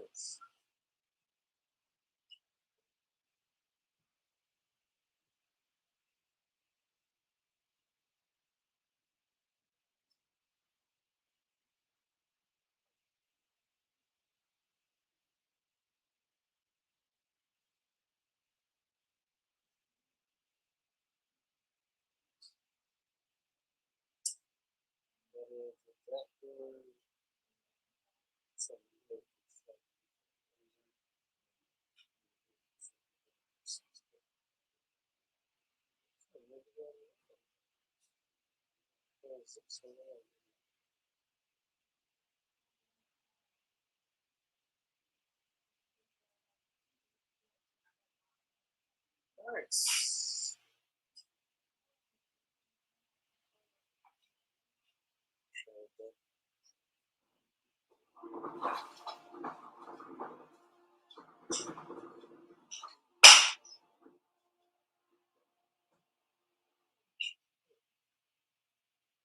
I'm gonna actually switch. I'm gonna have switch the doctors back to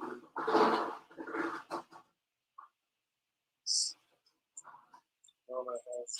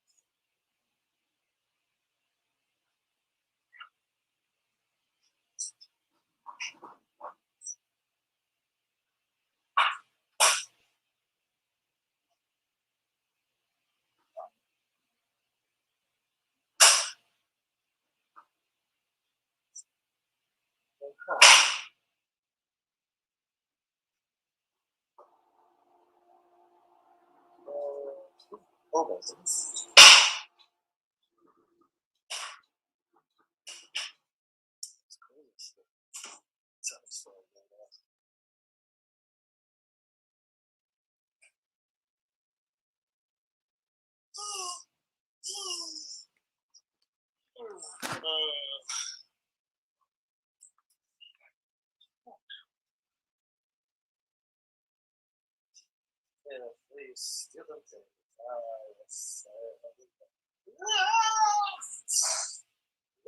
I'm glad we'll be here tonight.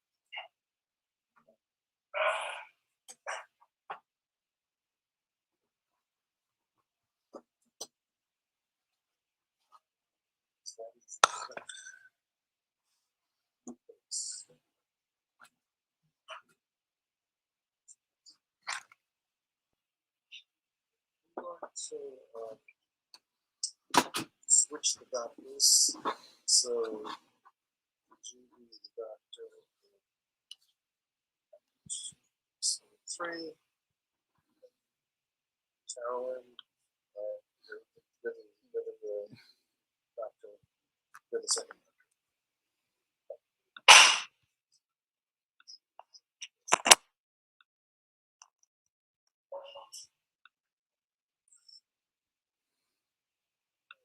Okay.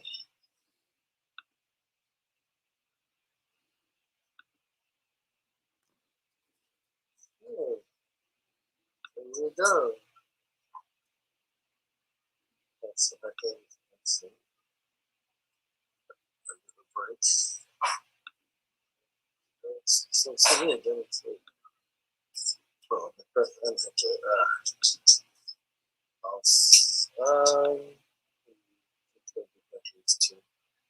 nobody.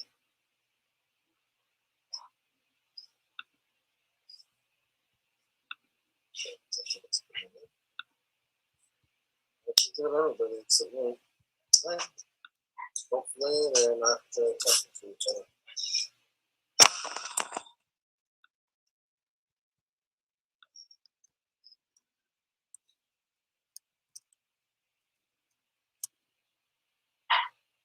Okay, before we proceed, I'm going to switch the doctors. Carolyn, are you there? Yep. Okay, Mona, are you there? Mona? Wait for Mona. Hi, I'm back. Okay. Let's see, we're just waiting for Mona. Okay. I'm here. Okay, I Mona. heard somebody. Okay, well, we're going to switch the doctors. So could you be the doctor, the first doctor? Yeah. Act 4, scene 3. Yeah. And then Carolyn, you'll be the second doctor. Great. Okay, now I just got to go back to Act 4. Okay. Okay. So, This meeting is being recorded.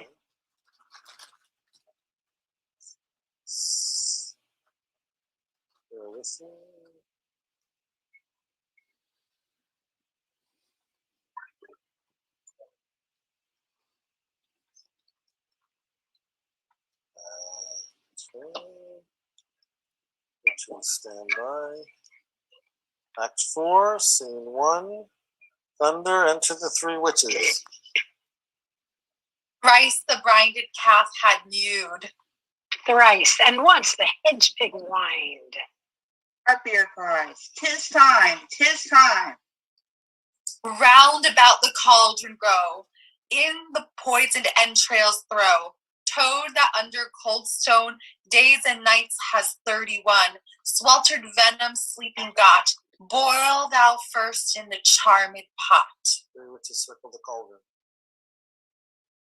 Double, Double, double, Double, and fire trouble. burn and Fire cauldron burn, bubble. Burn, cauldron bubble. Fillet of a fenny snake in the cauldron boil and bake. Eye of newt and toe of frog, wool of bat and tongue of dog, adder's fork, and blindworm's sting, lizard's leg, and howlet's wing, for a charm of powerful trouble, like a hell broth, boil and bubble. Double toil and trouble. Fire, burn, and bubble. Scale of dragon, tooth of wolf, witch's mummy maw, and gulf of the raven sea, salt sea shark, root of hemlock digged in the dark, liver of blaspheming Jew, gall of goat and slips of yew, slivered in the moonsy cliffs, nose of Turk and Tartar's lips, finger of burst strangled babe, ditch delivered by a drab, make the gruel thick and slap. Add thereto a tiger chaudron for the ingredients of our cauldron. Double toil and trouble. Fire, burn, and cauldron bubble. Cool it with a baboon's blood. Then the charm is firm and good. Hecate with the other three witches. Ah, well done, I commend your pains, and everyone shall share in the games.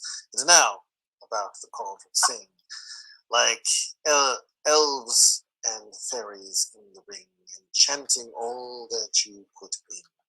The song, love spirits, Hecate exits. By the pricking of my thumbs, something wicked this way comes. Open locks, whoever knocks. Enter Macbeth. Now, you secret black and midnight hags. What is it you do? A deed without a name. I conjure you by that which you profess, however you come to know it.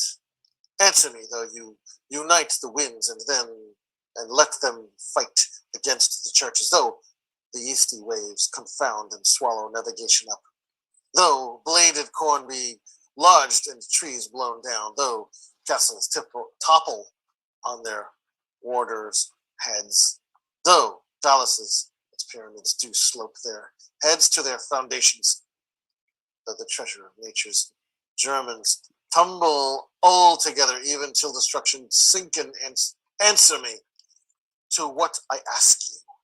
Speak. Demand. We'll answer. Say if thou hadst rather hear it from our mouths or from our masters. Let me see. Pour in so's blood that hath eaten her 9 pharaoh, grease that's sweating from the murderer's gibbet, throw into the flame. Come high or low, thyself an offering deftly show. Thunder first apparition and armored head. Tell me, thou unknown power. He knows thy thought. Hear his speech, but say thou not. Macbeth, Macbeth, Macbeth. Beware Macbeth. Beware the thane of fight. Dismiss me. Enough. He descends. Whate'er thou art, for thy good caution, thanks. Thou hast harped my fear aright. But one word more. He will not be commanded. Here is another more potent than the first. Thunder, second apparition, a bloody child. Macbeth, Macbeth, Macbeth. Had I 3 ears, I'd hear thee. Be bloody, bold, and resolute. Laugh to scorn the power of man, for none of woman born shall harm Macbeth. He descends. Then live, Macduff, what need I fear of thee? Yet I'll make assurance, double sure, and take a bound of fate. Thou shalt not live, that I may tell pale-hearted feared lies, and sleep in spirit of thunder. Thunder, third apparition, a child crowned with a tree in his hand. What is this? That rises like the issue of a king, who wears upon his baby brow the round and top of sovereignty. Listen, but speak not to it. Be lion-mettled, proud, and take no care who chafes, who frets, or where conspirers are. Macbeth shall never vanquish be until great Vernham Wood to high Dunsinane Hill shall come against him.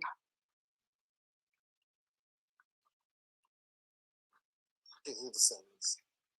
That will never be. Who can impress the forest? Bid the tree unfix his earthbound root. Sweet bodements, good rebellious dead rise never, till the wood of Britain rise, and our high-placed Macbeth shall live the lease of nature, pay his breath to time and moral custom. As my heart throbs to know one thing, tell me if you art, can tell so much, shall Banquo's issue ever reign in this kingdom? Seek to know no more. I will be satisfied.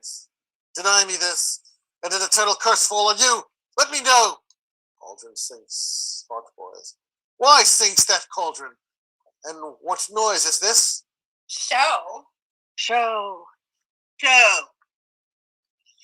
eyes and his heart come like shadows, so depart.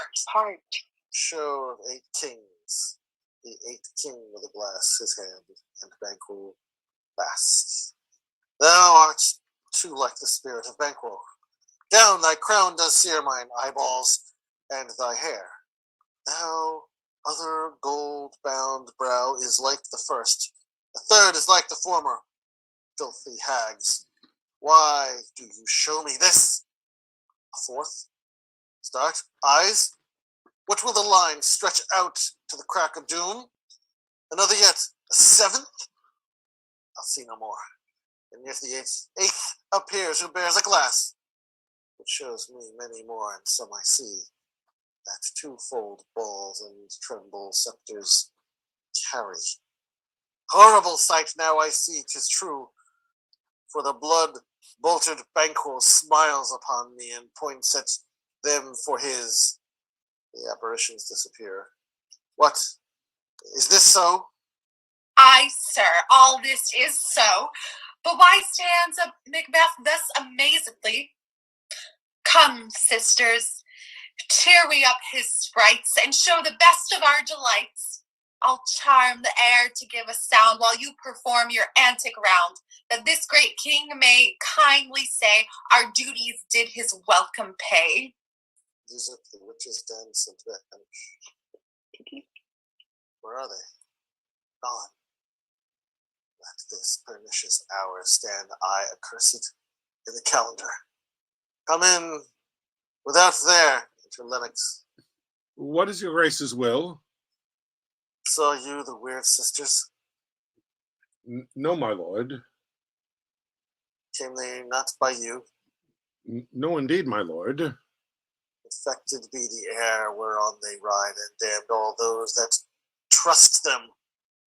I did hear the galloping of horse. Who was it came by? 'Tis 2 or 3, my lord, that bring you word Macduff is fled to England. Fled to England? Aye, my good lord. Time. Thou anticipatest my dread exploits, thy flighty purpose nerves is o'erlook unless the deed go with it. From this moment the very firstlings of my heart shall be the firstlings of my hand. And even now to crown my thoughts with acts, be it thought and done. The castle of Macduff I will surprise, seize upon Fife, give the edge the sword, his wife, his babies, and all unfortunate souls that trace him in his line, no boasting like a fool. His deed I'll do before the purpose cool, but no more sights. Where are these gentlemen? Come, bring me where they are. They exit. Enter Macduff's wife. What had he done to make him fly the land? You must have patience, madam. He had none. His flight was madness. When our actions do not, our fears do make us traitors. You know not whether it was his wisdom or his fear. Wisdom? To leave his wife, to leave his babes, his mansion and his titles in a place from whence himself does fly? He loves us not. He wants the natural touch for the poor wren. The most diminutive of birds will fight her young ones in her nest against the owl. All is fear, and nothing is the love. As little is the wisdom, where is the flight, so runs against all reason. My dearest coz, I pray you school yourself. But for your husband, he is noble, wise, judicious, and best knows the fits of the season. I dare not speak much further.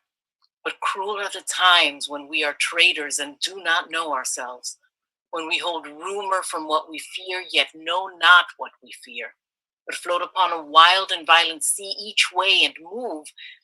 I take my leave of you. Shall not be long, but I'll be here again. Things at worst will cease or else climb upward to what they were before. My pretty cousin, blessings upon you. Fathered he is, and yet he's fatherless. I am so much a fool should I stay longer. It would be my disgrace and your discomfort. I take my leave at once. Sarah, your father's dead. And what would you do now? And what will you do now? How will you live? As birds do, mother. What, with worms and flies? With what I get, I mean, and so do they. Poor bird, thou didst never fear the net nor lime, the pitfall nor the gin. Why should I, mother? Poor birds they are not set for. My father is not dead, for all your saying. Yes, he is dead. How wilt thou do for a father? Nay, how will you do for a husband? Son, I can buy me 20 at any market. Then you'll buy 'em to sell again. Thou speakest with all thy wit, and yet in faith with wit enough for thee. Was my father a traitor, mother? Aye, that he was. What is a traitor? Why, one that swears and lies. And be all traitors that do so? Every one that does so is a traitor and must be hanged. And must they all be hanged that swear and lie? Every one. Who must hang them? Why, the honest men. Then the liars and swears are fools, for there are liars and swears enow to beat the honest men and hang up them.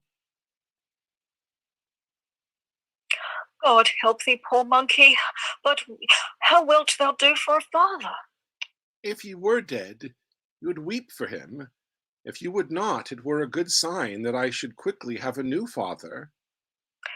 Poor prattler, how thou talkest. Answer a messenger. Oh, I just accidentally lost my page. Page 137. Yeah, okay. Bless you, fair dame. I am not to you known. Though in your state of honor I am perfect, I doubt some danger does approach you nearly. If you will take a homely man's advice, be not found here.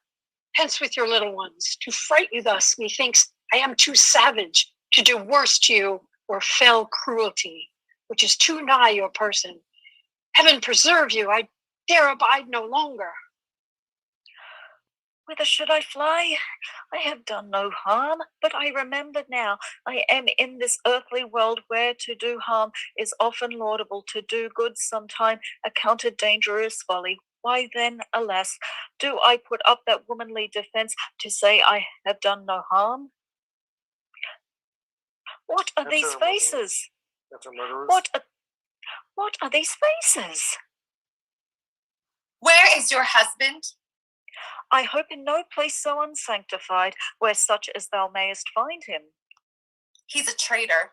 Thou liest, thou shag-haired villain! What, you egg? Young fry of treachery. The Lady Macbeth exits crying. He has killed me, mother. By the murders bearing son's body.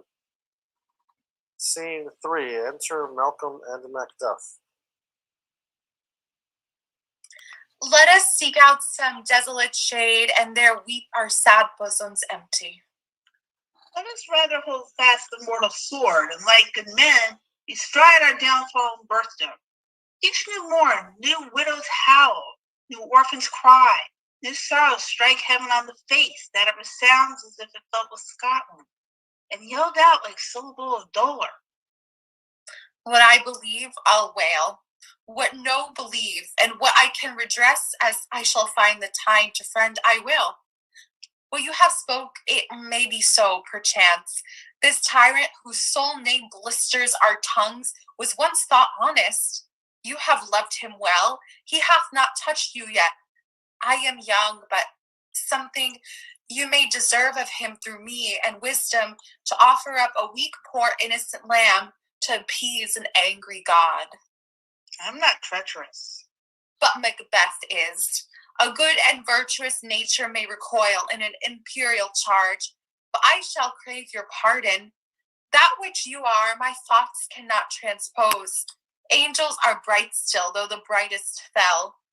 Though all things foul would wear the brows of grace, yet grace must still look so. I've lost my hopes. Perchance even there where I did find my doubts.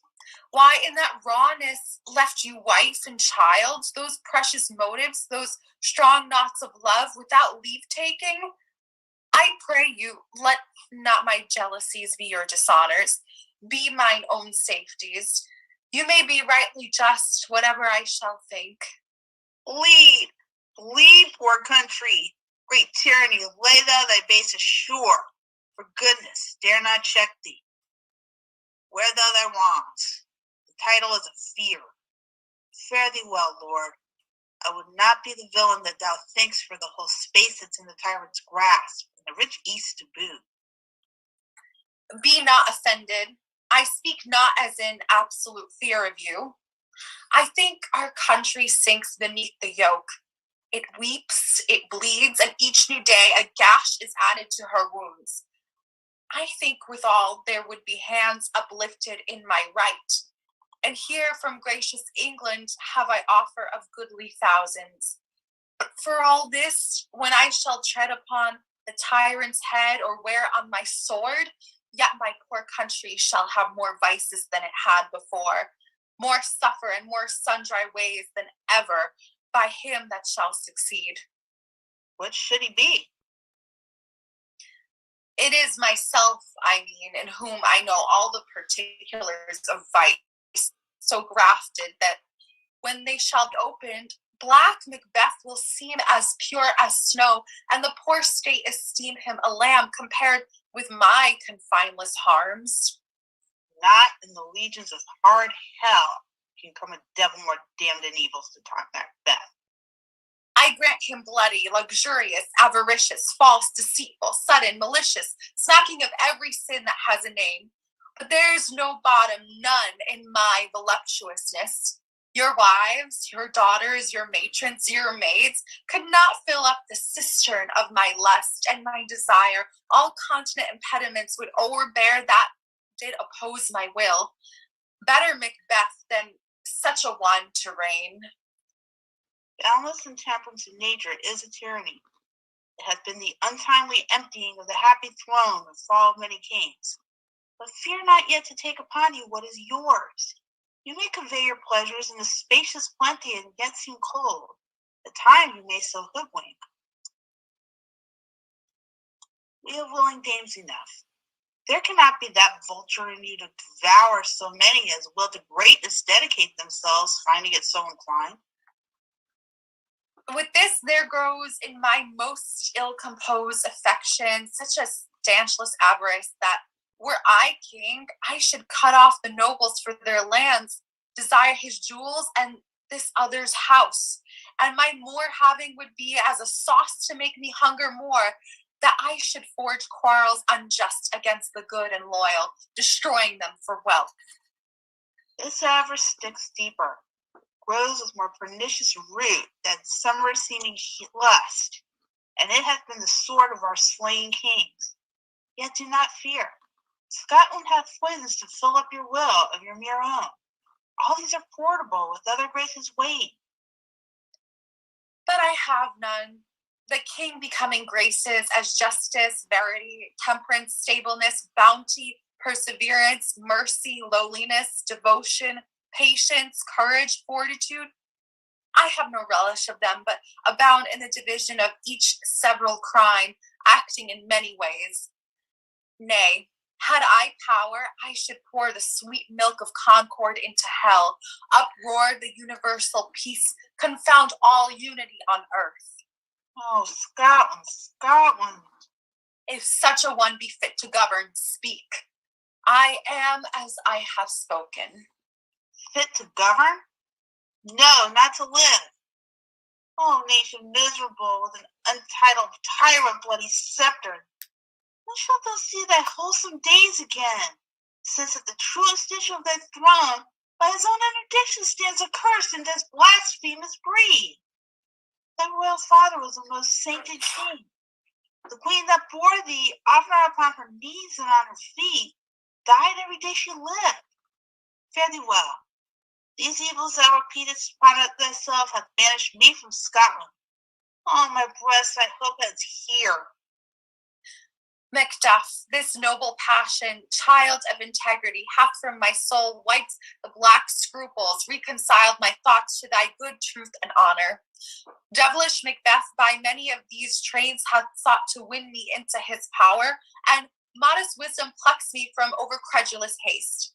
But God above deal between thee and me, for even now I put myself to thy direction and unspeak mine own detraction. Here abjure the taints and blames I laid upon myself for strangers to my nature. I am yet unknown to woman, never was forsworn, scarcely have coveted what was mine own, at no time broke my faith, would not betray the devil to his fellow, and delight no less in truth than life. My first false speaking was this upon myself. What I am truly is thine, and my poor country's to command. Whither indeed before thy here approach, old Seward with 10,000 warlike men, all ready at a point, was setting forth. Now will together, and the chance of goodness be like our warranted quarrel. Why are you silent? Such welcome and unwelcome things at once. It's hard to reconcile. Enter a doctor. Well, more anon. Comes the king forth, I pray you. Aye, sir. There are a crew of wretched souls that stay his cure. Their malady convinces the greatest say of art, but at his touch such sanctity hath heaven given his hand, they presently amend. I thank you, doctor. Doctor exits. What's the disease he meets? 'Tis called the evil, a most miraculous work in this good king, which often since my here remain in England I have seen him do. How he solicits heaven himself best knows, but strangely visited people, all swollen and ulcerous, pitiful to the eye, the mere despair of surgery, he cures, hanging a golden stamp about their necks, put on with holy prayers, and 'tis spoken, to the succeeding royalty he leaves the healing benediction. With this strange virtue, he hath a heavenly gift of prophecy, and sundry blessings hang about his throne that speak him full of grace. Enter Ross. See who comes here. My countryman, but yet I know him not. My ever gentle cousin, welcome hither. I know him now. Good God, betimes move the means that make us strangers. Sir, amen. Stand Scotland where I did? Alas, poor country, almost afraid to know itself. It cannot be called our mother, but our grave, where nothing but who knows nothing is once seen to smile, where sighs and groans and shrieks that rent the air are made, not marked, where violent sorrow seems a modest ecstasy. The dead man's knell is there, scarce asked for who, and good men's lives expire before the flowers in their caps, dying or ere they sicken. Oh, relation, too nice, and yet too true. What's the newest grief? that of an hour's age doth kiss the seeker.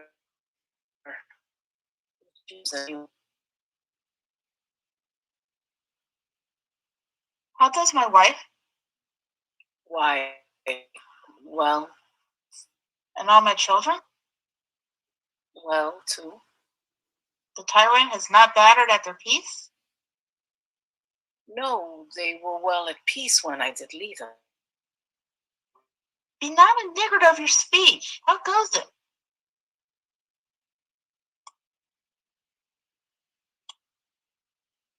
Came hither to transport the tidings which I have heavily borne.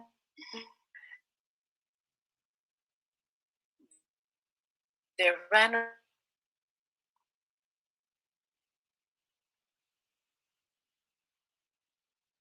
that I saw the tyrant's power afoot. Now is the time of help. You off their dire distresses. Be it their comfort, we are coming thither. Gracious England hath lent us good steward and 10,000 men, an older and better soldier, none that Christendom gives out. Would I could answer this comfort with the like, but I have words that would be howled out in the desert air, where hearing should not latch them. What concern they? The general cause? Or is it a fee grief due to some single breast? No mind that's honest, but in it shares some woe, though the main part pertains to you alone. If it be mine, keep it not from me. Quickly, let me have it. Let not your ears despise my tongue forever, which shall possess them with the heaviest sound that ever yet they heard. I guess at it. Your castle is surprised, your wife and babes savagely slaughtered. To relate the manner were the quarry of these murdered deer, to add the death of you. Merciful heaven, what man never pull your hat upon your brows? Give sorrow words. The grief that does not speak whispers the o'erfraught heart and bids it break. My children too? Wife, children, servants, all that could be found. And I must be from thence?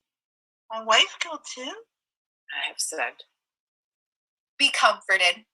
Let's make us medicines of our great revenge to cure this deadly grief. He has no children. All my pretty ones? Did you say all? Okay. All? What? All my pretty chickens in a den at one fell swoop? Dispute it like a man. I shall do so, but I must also feel it as a man. I cannot but remember such things were that were most precious to me. Did heaven look on and would not take their part? Simple Macbeth, they were all struck with thee. Not that I am. Not for their own merits, but for mine. Full slaughter on their souls. Heaven rest them now. Be this the whetstone of your sword. Let grief convert to anger. Blunt not the heart. Enrage it. Oh, I can play the woman with my eyes and brag her with my tongue. The gentle heavens cut short all intermission. Front to front, bring down this fiend of Scotland and myself. With my sword's length set him. If he skate, heaven forgive him too. This tune goes manly. Come, go we to the king. Our power is ready. Our lack is nothing but our leave. Macbeth is ripe for shaking, and the powers above put on their instruments. Receive what cheer you may. The night is long that never finds the day. They exit Act 5, Scene 1. Enter a doctor of physic and a waiting gentlewoman. I have 2 nights watched with you, but can perceive no truth in your report. When was it she last walked? Since His Majesty went into the field, I have seen her rise from her bed, throw her nightgown upon her, unlock her closets, take forth paper, fold it, write upon it, read it, afterwards seal it, and again return to bed. Yet all this while in a most fast sleep. A great perturbation in nature to receive at once the benefit of sleep and do the effects of watching.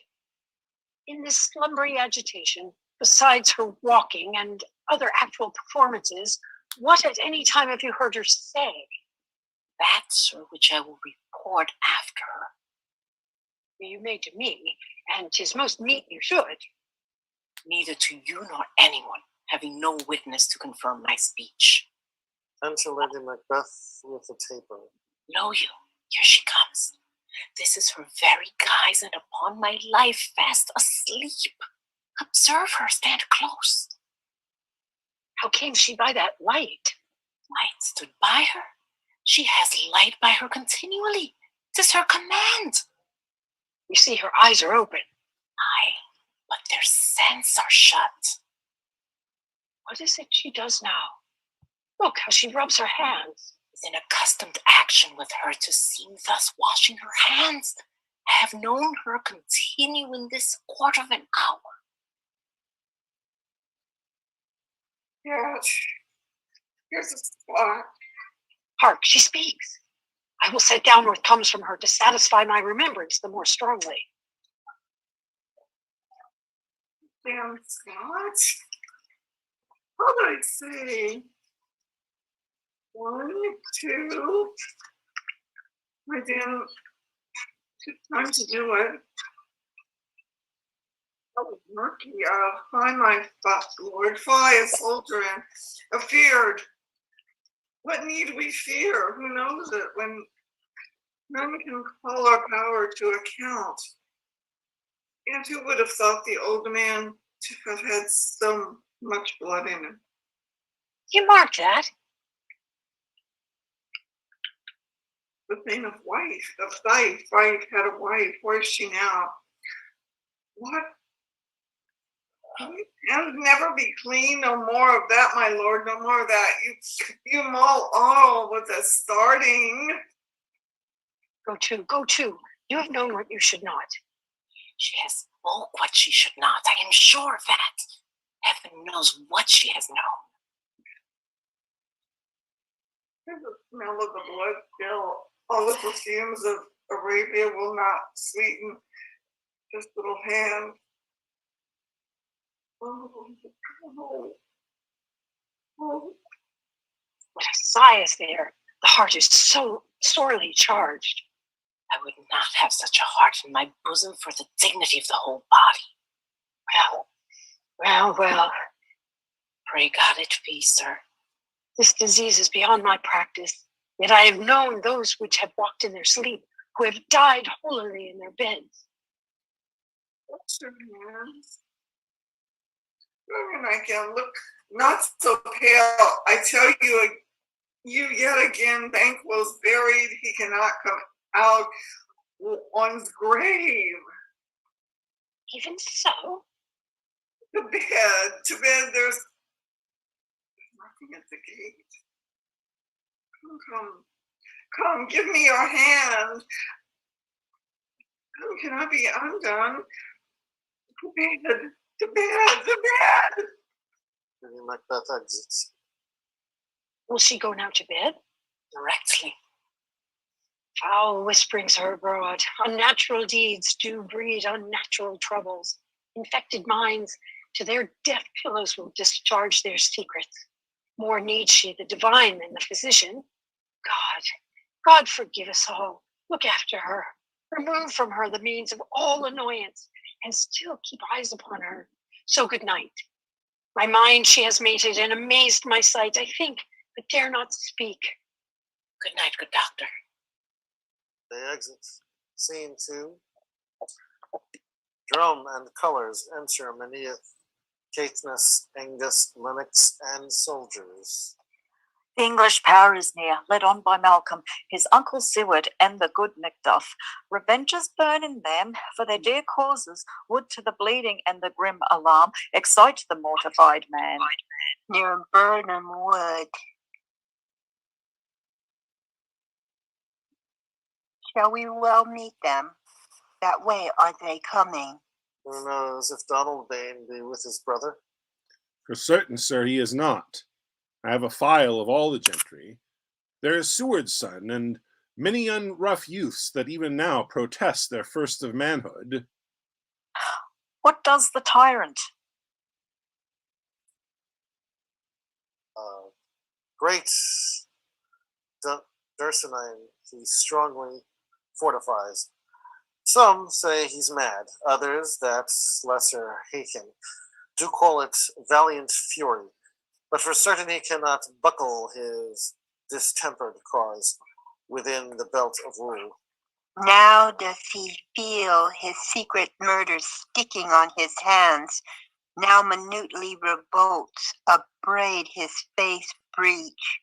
Those he commands move only in command, nothing in love. Now does he feel his title hang loose about him like a giant's robe upon a dwarfish thief. Who then shall blame his pestered senses to recoil and start, when all that is within him does condemn itself for being there? Well, march we on to give obedience where 'tis truly owed. Meet we the medicine of the sickly weal, and with him pour we in our country's purge each drop of us. Or so much as it needs to do the sovereign flower and drown the weeds. Make we our march toward Burnham. They exit marching. Scene 3. Enter Macbeth, doctor, and attendants. Bring me no more reports. Let them fly all till Burnham would remove to Dunsinane. I cannot taint with fear. What's the boy Malcolm? Was he not born of woman? The spirits that know all mortal consequence have pronounced me thus. Fear not, Macbeth, no man that's born of woman shall e'er have power upon thee. Then fly false things, and mingle with the English that the cures. The mind I sway by, and the heart I bear, shall never sag with doubt, nor strike with fear. The devil damn thee, black, thou cream-faced loon. Where goest thou, that goose look? There is 10,000 Geese, villain, soldiers, sir. go prick thy face, and overrid thy fear, thou lily-livered boy. What soldiers, Patch? Death of thy soul, those lidded cheeks of thine are counselors to fear. What soldiers, wave face? The English force, so please you. Take thy face hence. So take this. Satan, I am sick at heart when I behold. Satan, I say, then push. Will cheer me ever, or dissent me now. I have lived long enough. My way of life is fallen into the Syria, the yellow leaf, and that which should accompany old age as honor, love, obedience, troops, or friends. It's not luck to have, but in their stead curses, not loud but deep, mouth, honor, breath, which the poor heart would fain deny, and dare not. Satan! Enter Satan. What is your gracious pleasure? What news more? All is confirmed, my lord, which was reported. I'll fight till from my bones my flesh be hacked. Give me my armor. 'Tis not needed yet. I'll put it on. Send out more horses. Scur the country round. Hang those that talk of fear. Give me mine armor. How did your patient, doctor?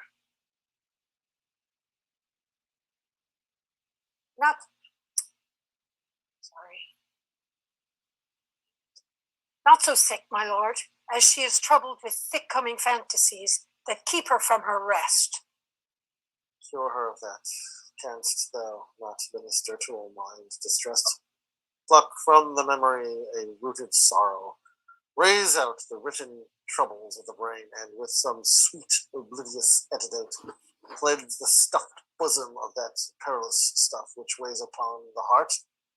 Therein the patient must minister to himself. Throw physic to the dogs, I'll none of it. Come, put mine armor on, give me my staff. Satan, send out. Doctor, the thanes fly from me. Come, Sir Dispatch, if thou couldst doctor, canst the water of my land find her disease, and purge it to a sound, pristine health, I would applaud thee to the very echo. That sound should applaud him. Pull off, I say. What rhubarb, senna, or what purgative drug would scour these English hints? Heardst thou of them? Aye, my good lord, your royal preparation makes us hear something. Bring it after me. I will not be afraid of death and bane till Burnham Forest come to Dunsinane. Were I from Dunsinane, away and clear, profit again should hardly draw me here. They exit. Scene 4, drum and colors. Enter Malcolm, seaward, Macduff, seaward son, Meneth, Cateless, Angus, and soldiers marching. Cousins, I hope the days are near at hand that Chambers will be safe. We doubted nothing. What wood is this before us? The wood of Burnham.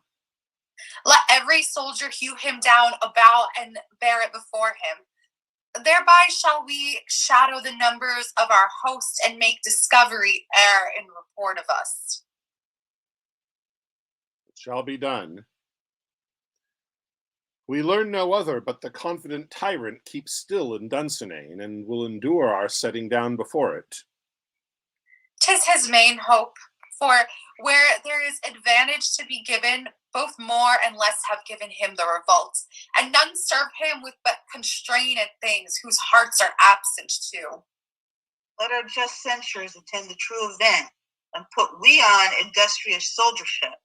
The time approaches, that will with due decision make us know what we shall say we have and what we owe. Thoughts speculative their unsure hopes relate, but certain issue strokes must arbitrate. Towards which advance the war.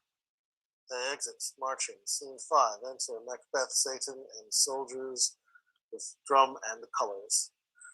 Hang out our banners on the outward walls. The cry is still, they come! Our castle strength will laugh a siege to scorn. Here let them lie till famine and the ague eats them up. Were they not forced with those that should be ours, we might have met them dareful, beard to beard, and beat them backward home by a woman.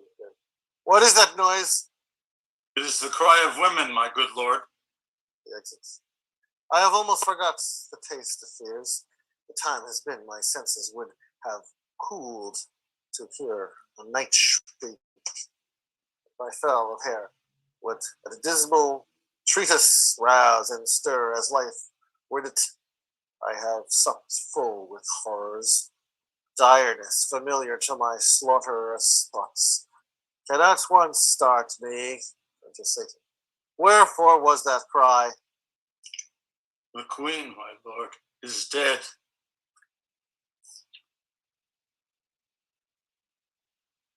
She should have died hereafter. There would have been time for such a word. Tomorrow. What's tomorrow? Tomorrow. Reach into this petty pace from day to day, to the last syllable of your blooded son.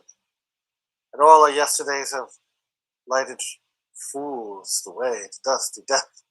Oh, out, out, brief candle. Life is but a walking shadow. A poor player that struts and frets his hour upon the stage and then is heard no more.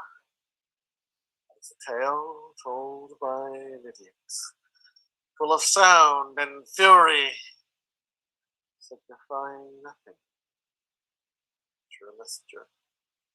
Oh, put to use thy tongue, thy story quickly. Gracious, my lord, I should report that which I say I saw, but know not how to do it. Well, say it, sir. As I did stand my watch upon the hill, I looked toward Burnham, and anon methought the wood began to move. Liar and slave!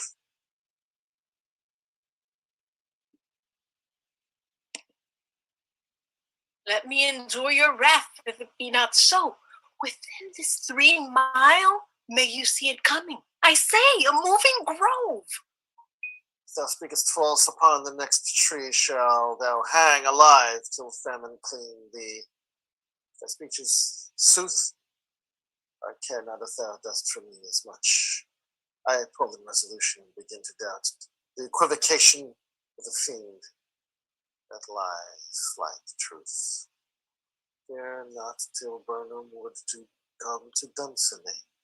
And now a wood comes towards Dunsinane. Arm and out, if this witch he avouches does appear, there is nor flying hence, for tarrying here, I begin to be aweary of the sun, and wish the estates of the world were now done. Ring the alarm bell. Blow wind, come rack. At least we'll die with the harness on our back. They exit. Scene 5, drum and colors. Enter Malcolm, Seawood, Macduff, they and their army with boars. Now, near enough. Your leafy screens throw down and show like those you are.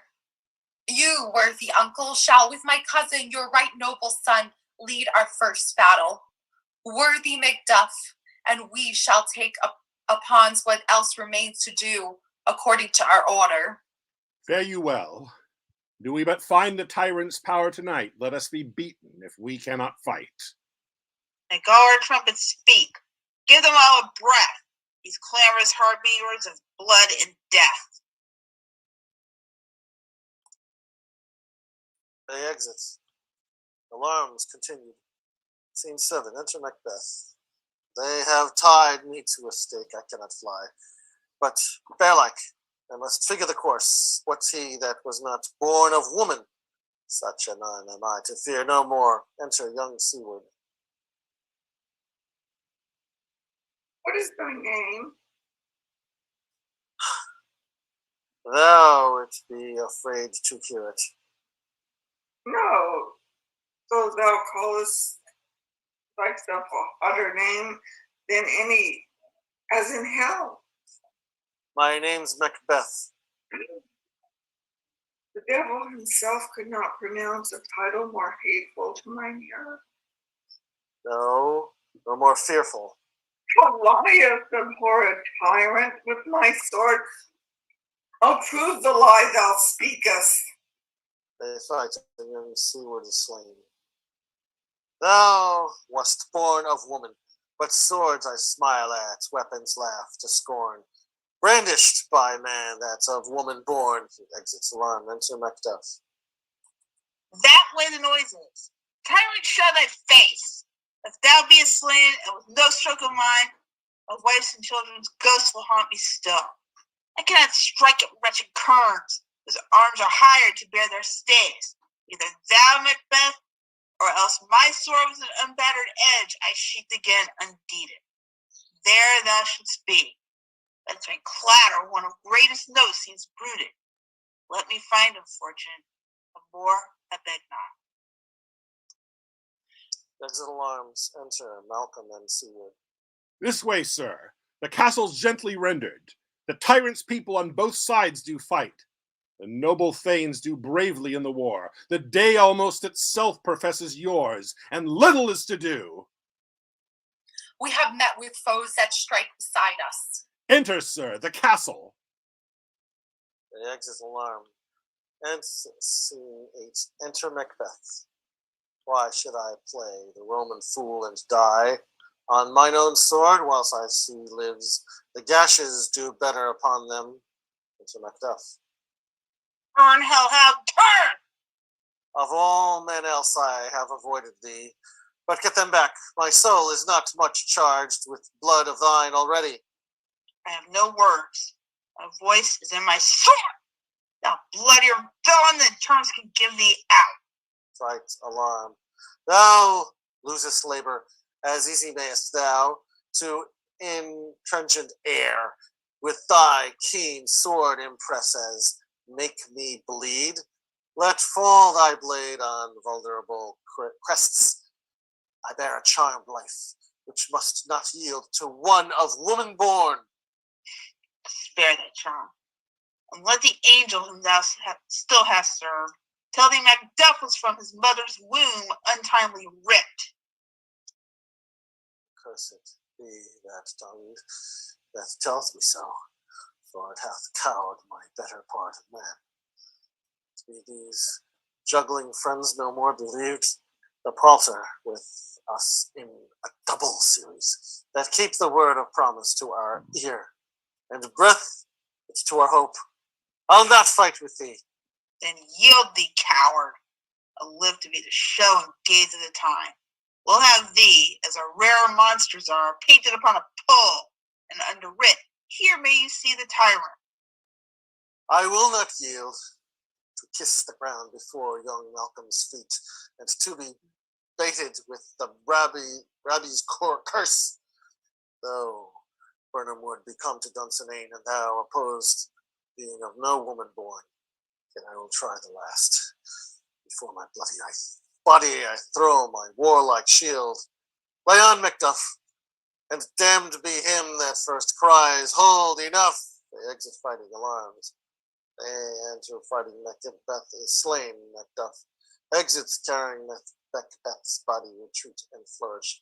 Enter with drum and colors, Malcolm seaward, Ross, thanes, and soldiers. I would the friends we missed were safe arrived. Some must go off, and yet by these I see, so great a day as this is cheaply bought. Macduff is missing, your noble son. Your son, my lord, has paid a soldier's debt. He only lived but till he was a man, the which no sooner had his prowess confirmed in the unshrinking station where he fought, but like a man he died. And he is dead. Aye, and brought off the field. Your cause of sorrow must not be measured by his worth, for then it hath no end. And he is hurts before? Aye, on the front. Why then, God's soldier be he.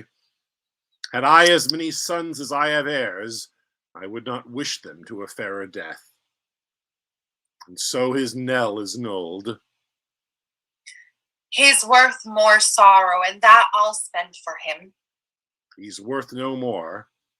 They say he parted well and paid his score, and so God be with him. Here comes newer comfort.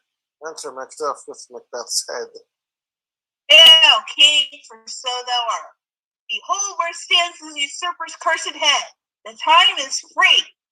I see thee compassed with thy kingdom's proud. That speak my salutation in their minds, whose voices I desire aloud with mine. Hail, King of Scotland! Hail, King of Scotland! King of Scotland! We shall not spend a large expense of time before we reckon with your several loves and make us even with you. My thanes and kinsmen, henceforth be earls, the first that ever Scotland in such an honor named. What's more to do, which would be planted newly with the time, as calling home our exiled friends abroad that fled the snares of watchful tyranny, producing forth the cruel ministers of this dead butcher and his fiend-like queen, who, as 'tis thought, by self and violent hands took off her life. This and what needful else that calls upon us, by the grace of grace, we will perform in measure, time, and place. So thanks to all at once and to each one whom we invite to see us crowned at Scone. Flourish and exit. Great.